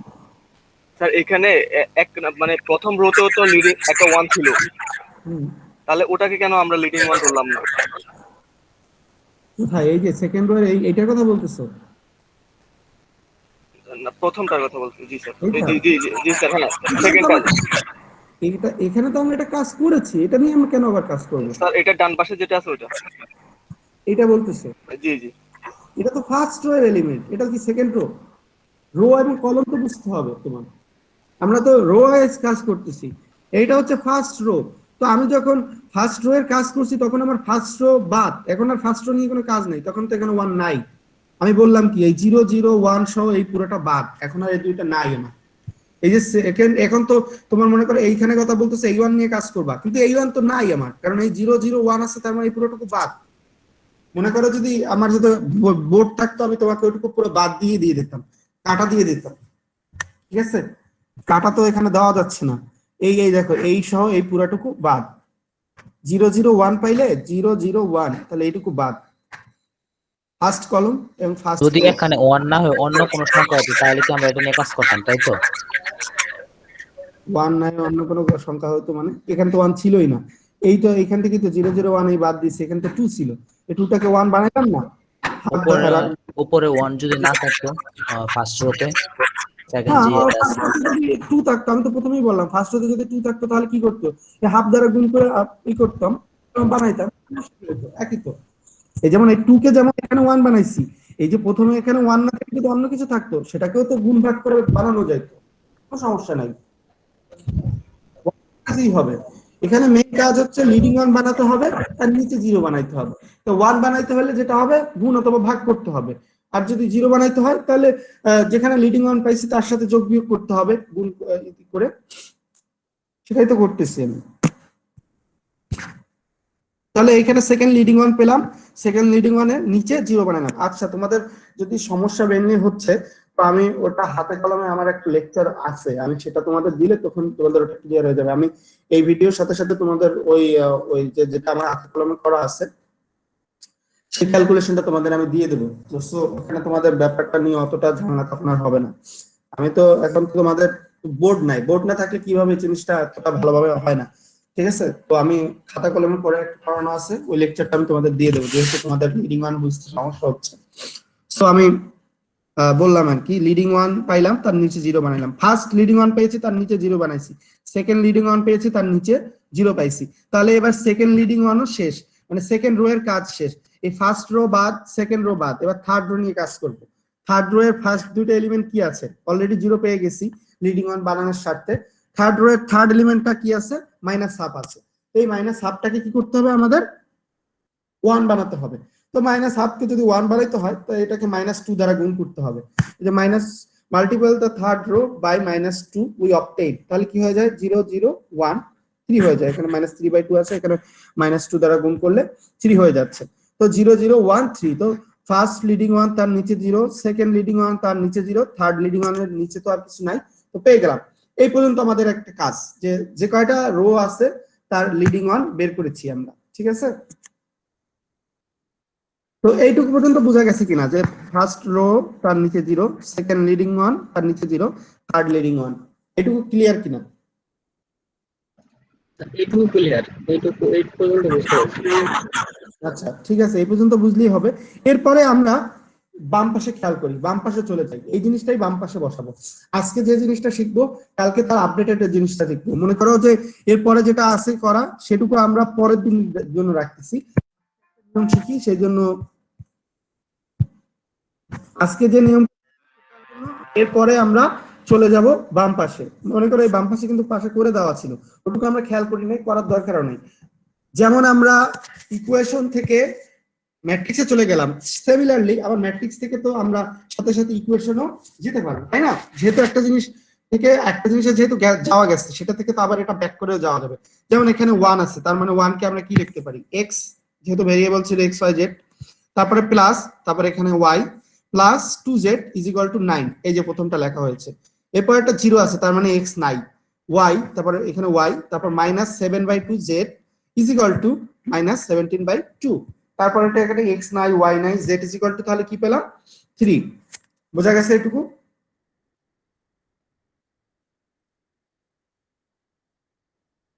জি স্যার। তো z স্যার ইজ এটা ইকুয়াল টু 3 আরেকবার পাই। রিপিট করলে ভালো হয় স্যার। হ্যাঁ, আচ্ছা, এখানে এই 1 আছে, এই 1 মানে কি x এর ঘর, x এর সহগ, তাহলে কি হবে 1 * x, দ্যাট মিন্স এক্স, এই যে এক্স লিখলাম সেখানে, তারপরে প্লাস সূত্র মতে, তারপরে এখানে আছে Y, one, that means one two Y, তার মানে প্লাস ওয়াই, তারপরে আছে প্লাস সূত্র মতে টু আছে, তার মানে এখানে জেটের ঘর, তারপরে প্লাস টু জেট, তারপরে সমান সমান, তারপরে লাস্টের ঘরটা হচ্ছে 9, এটা হচ্ছে 9, তারপরে দেখো এখানে আছে 0, 0 মানে কি, এটা এক্স এর ঘর ছিল, এক্স নাই এখানে, তার মানে 0 ইনটু এক্স, দ্যাট মিনস 0, তো সেজন্য এক্স লেখা হয়নি। তারপর আছে 1 ওয়াই, তাহলে 1 ইনটু ওয়াই মানে ওয়াই, প্লাস ছিল যেহেতু, তাহলে প্লাস ওয়াই, তারপরে আছে মাইনাস সূত্র মতে মাইনাস, তাহলে 7/2, 7/2 into Z is equal two -17/2 আছে, তাহলে মানে 17/2। থার্ড রোতে কি আছে, এক্স এর কিছু নাই, 0 into X plus 0 into Y plus 0 into sorry 1 into Z, তার মানে শুধু Z, Z is equal to 3, তার মানে একটা মান পেয়ে গেছি, জেড এর মান পেয়ে গেছি, তাই না? বুঝা গেছে? জি স্যার। তাহলে আমরা এখান থেকে জেড এর মান পেয়ে গেলাম। তাহলে এখন এই জেড এর মানটা যদি আমি এই সেকেন্ড ইকুয়েশনে বসাই দিই তাহলে কি হয়ে যাবে, আমরা ওয়াই এর মান পাবো, তাই না? এই যে জেড এর মান 3 আছে, এখানে যদি 7/2 ইনটু 3 বসাই দিই তাহলে কি হয়ে যাবে, এখান থেকে ওয়াই এর মান পাবো। তাহলে জেড এর মান পাইলাম, ওয়াই এর মান পাইলাম, এখানে জেড আর ওয়াই এর মান যদি বসাই দিই তাহলে আমরা কি এক্স এর মান পাবো, তাই না?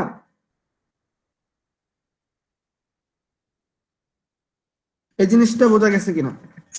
এটার মান 3 আছে, 3 মান y মাইনাস 7/2 ইনটু 3 বসাই, তাহলে কি এখানে ক্যালকুলেশন করলে একটা y এর মান পাবো, পাবো না?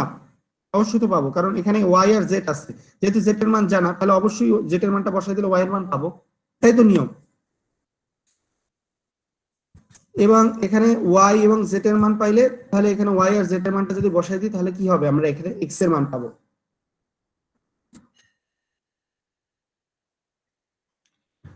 এখানে কিন্তু আমি যেটুকু করছি এই এক্স ওয়াই জেড, এখান থেকে এরপরে কিন্তু এখানে কিন্তু আরো ক্যালকুলেশন করা হয়েছে এই অগমেন্টেড ম্যাট্রিক্স এর মাধ্যমে। আমি বলতেছি বারবার লিডিং ওয়ানের নিচে জিরো বানানোর নিয়মটা এখন শিখাইছি, এরপরে লিডিং ওয়ানের উপরেও জিরো বানানোর একটা নিয়ম আছে, সেটা আমরা নেক্সট ক্লাসে দেখাবো। যার জন্য আমি বলছি এরপরে আমরা বাম পাশে খেয়াল করবো, যে বাম পাশে মান বসাই দিব, বসাই দিলে আমরা এখানে ক্যালকুলেশন করে জেড এর মান থেকে ওয়াই এর মান পাবো, ওয়াই আর জেড এর মান পাইলে এখান থেকে এক্স এর মান পাবো। এটা কি আলাদাভাবে করাই দিতে হবে নাকি এটুকু তোমরা বুঝবা যে করতে পারবা? স্যার আলাদাভাবে করাই দিলে ভালো হতো। আচ্ছা,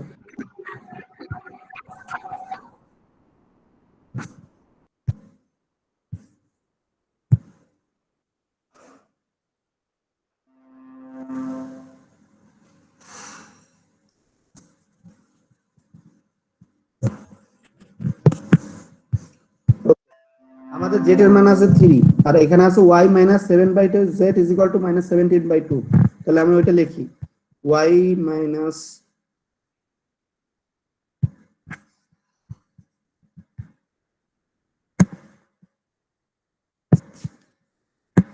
y মাইনাস 7/2 z ছিল, z is equal two minus 17/2 ছিল, এটাই তো ছিল, তাই না? তো আমাদের এখানে z এর মান আছে কত, 3, তো আমরা এখানে পাই কি তাহলে y ইজ ইকুয়াল টু 7/2, এই পাশে নিয়ে আসছি,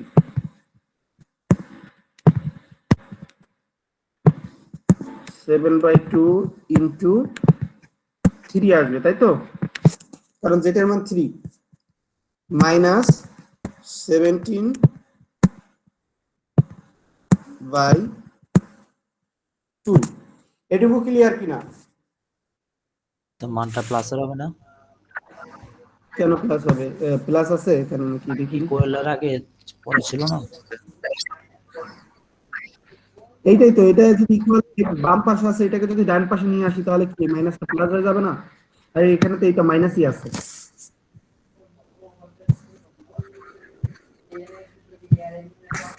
এই যে এই মাইনাসটা যদি এই পাশে নিয়ে আসি তাহলে কি প্লাস হয়ে যাবে না? সেজন্য তো প্লাস লিখছি, এখানে তো মাইনাস দিলে আর এই মাইনাস তো মাইনাসই থাকে, এটা তো আর চেঞ্জ হচ্ছে। তাহলে কি হয়, তাহলে আসে 21/2 টু মাইনাস 17 বাই 2। এবার এখানে লসাগু করলে 2 আসবে, তারপর এখানে কি আসবে 21 মাইনাস 17 মানে করলে আসছে 4, তাহলে 4/2 ইজ ইকুয়াল টু কি 2 আসে। তাহলে এটা ক্যালকুলেশন করলে আসবে ইকুয়াল টু 2 আসবে। তো 2 আসবে, তাহলে y এর মান আমরা 2 পাবো। সেই যে y এর মান 2 আসছে। এখানে আমাদের এই পর্যন্ত যাওয়ার পর এখান থেকে z এর মান এখানে বসাইলে 2 পাবো, ঠিক আছে। y এর মান, তো z এর মান পাইলাম 3, y এর মান পাইলাম 2। এখানে y আর z এর মানটা এই পুরো ফার্স্ট নাম্বার ইকুয়েশনে বসাবা, তাহলে কি হয়ে যাবে যে এখানে y এর মান আছে 2, তো 2 প্লাস 2 4 হয়ে যাবে, কারণ 2 প্লাস এখানে z ইনটু 1, তার মানে z মানে হচ্ছে 1, তাহলে 2 প্লাস 2 মানে 4, x plus 4 is equal two 9। তাহলে এটা যদি এই পাশে নিয়ে যায় মাইনাস হয়ে যাবে, তাহলে 9 মাইনাস, ও সরি z এর মান তো 3, আমি ভুল বলছি, y এর মান 2 পাইছি, z এর মান তাহলে আসবে 2 ইনটু 3, তাহলে 6 প্লাস 2 8, তাহলে 9 মাইনাস 8 ইজ ইকুয়াল টু 1, তাহলে x এর মান আমরা পাবো এই 1। বুঝা গেছে?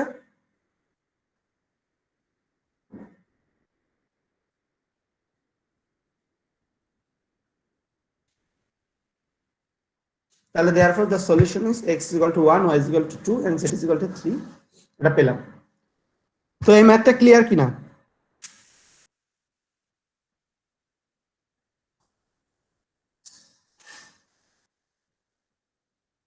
আরো কোনো সমস্যা থাকলে এখনই বলতে হবে।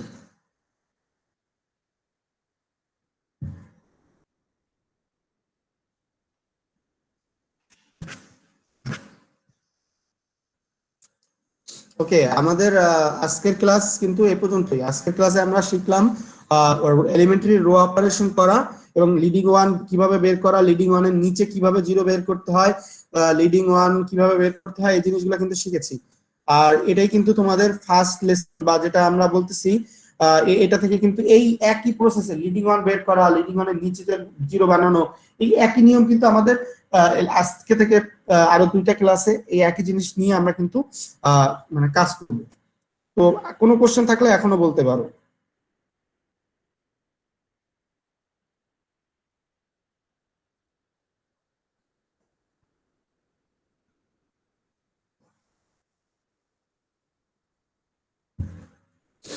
আর যদি কোশ্চেন না থাকে তাহলে এখানে সবাই আইডি গুলো দিয়ে দাও।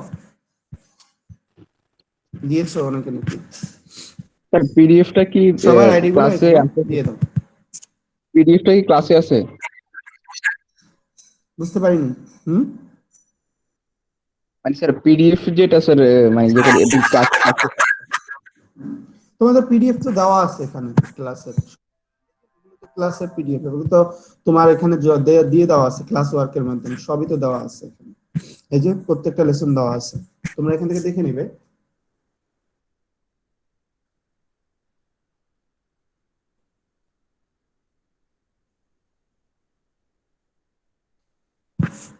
তোমাদের প্রত্যেকটা লেসনই আগে আমি দিয়ে রেখেছি, তো সেটা তোমাদের লেসন এখানে আছে। আজকের উপরে অ্যাসাইনমেন্ট দিলাম না, নেক্সট ক্লাসে আরেকটু বুঝাইয়া তারপরে অ্যাসাইনমেন্ট দিব আমি।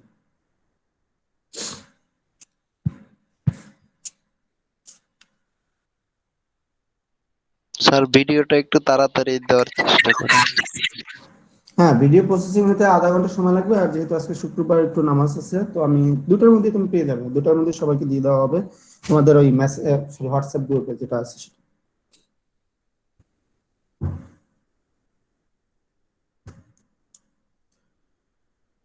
ওকে, সবাই আইডি যদি দেওয়া হয়ে থাকে তাহলে আজকের মতো এখানেই লিভ নিতে পারো সবাই।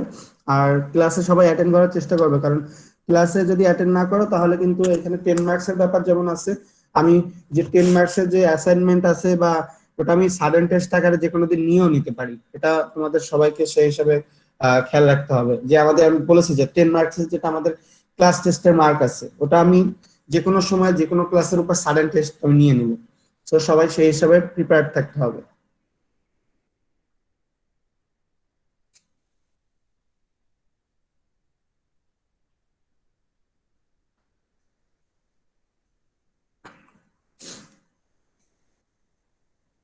ওকে, এই পর্যন্ত আজকের ক্লাস। আইডি দিয়ে সবাই লিভ নিতে পারো। স্যার একটা কথা ছিল।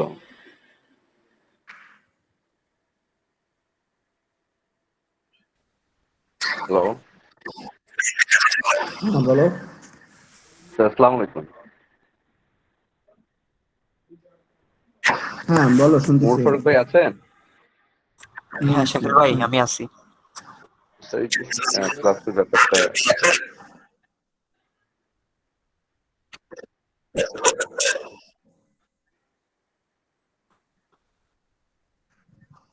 হ্যাঁ, তোমাদের যদি কোনো কোয়ারি শাকিল থাকে ভাই বা বলেন। বলার থাকে।